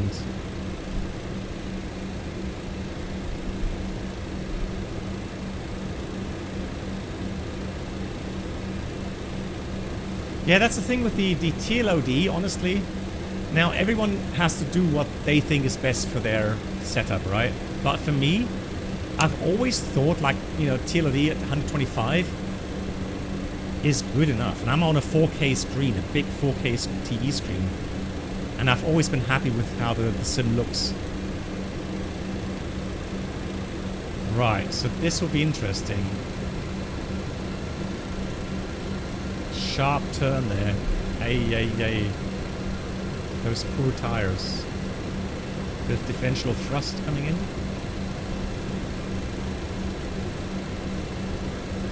Trying to keep some momentum going.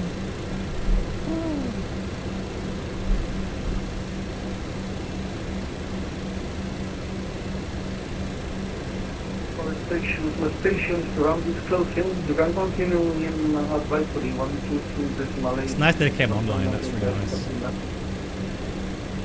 Muchas gracias, adiós.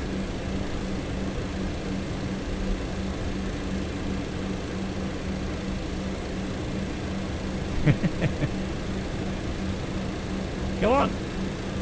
I need power!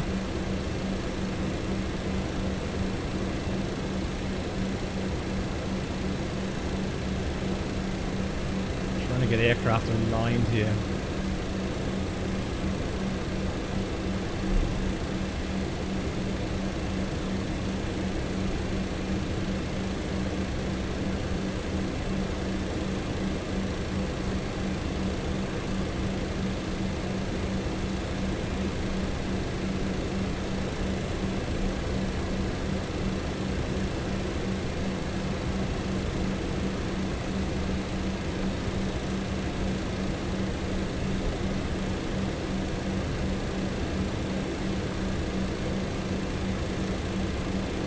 Brave. Very brave.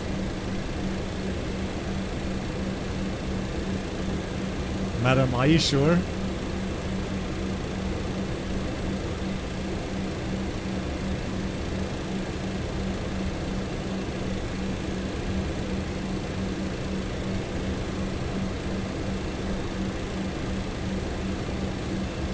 Now it's just falls over.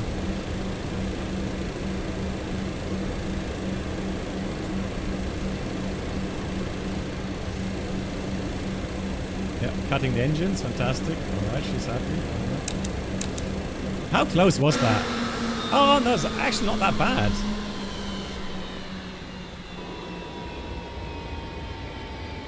That's not too bad. It looked a lot closer, right?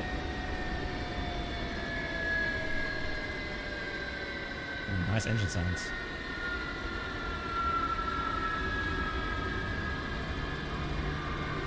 Nice.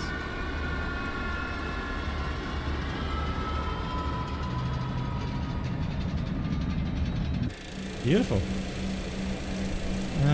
Not sure why that's the case. I did say AQ power. Come on.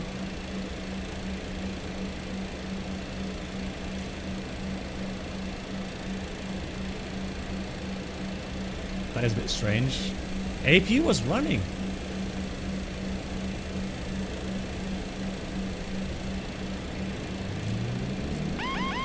Autopilot. So let's get the logo on, beacon off.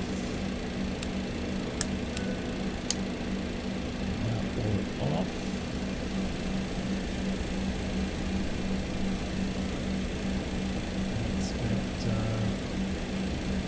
Boarding. It's gone dark quickly now, hasn't it? Let's get some floodlights on here. There we go. What else do we need? Let's check the procedure here.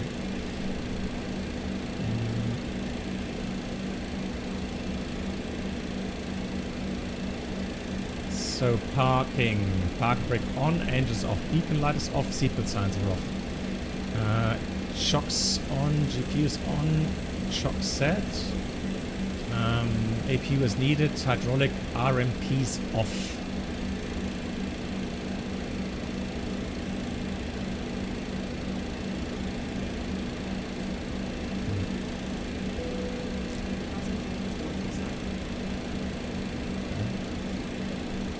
And fuel pumps off. Would you really switch the fuel pumps off? Or just check that they are off? Right, and read the checklist. MD11, normal. So we have the Shutdown checklist, IRS off, emergency power off, okay. Anti-ice off, windshield heat off, defog off, ignition override. Okay. Emergency lights off now. Normally you would only do that after everybody has disembarked. Seatbelt signs, no smoking signs, beacon, start levers off. Status page checked.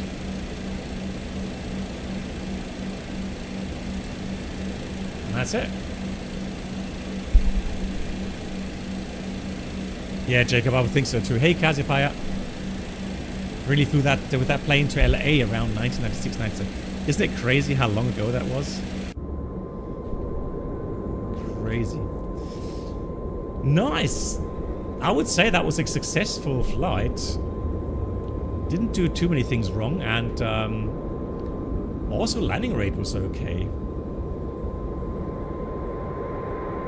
Happy with that.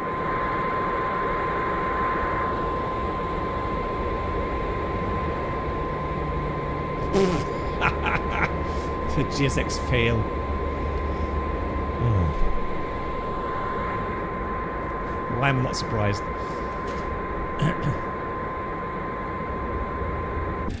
Yeah, Abimar, sometimes I get it right here in the sim. Oh yeah, I was gonna say, let me check if I can find that landing, the real world landing here in runway 18 left. It's not a long video. It's pretty much just the final approach. Let me just check. Videos. Check here.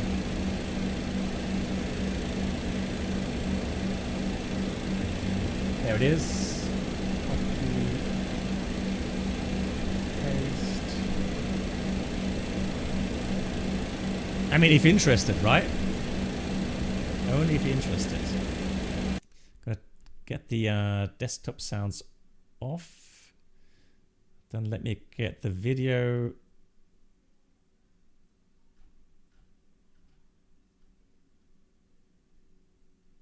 Videos. Just change that quickly. Right, left. There we go.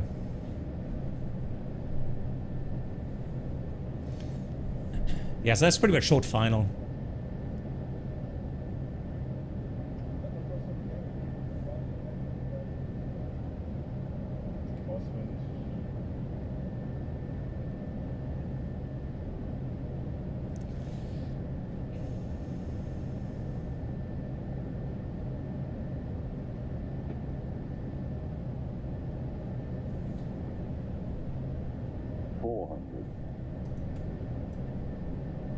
Above.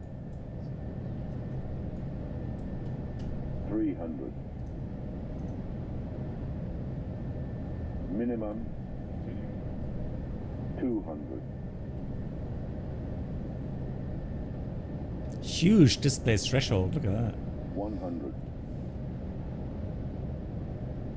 50. 40. 30. 20. Retard. Retard. Retard. Ah, greased it. Nice.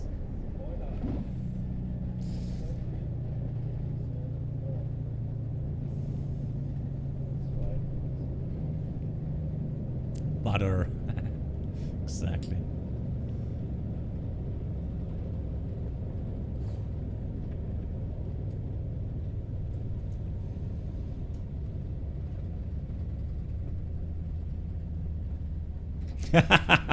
Stage 2 pilot, yeah, exactly right. The landing rate sometimes in the sim that they record here, crazy. So there you go, off we go, high speed. That's probably Tango 4 as well. Quickly get the taxi chart available.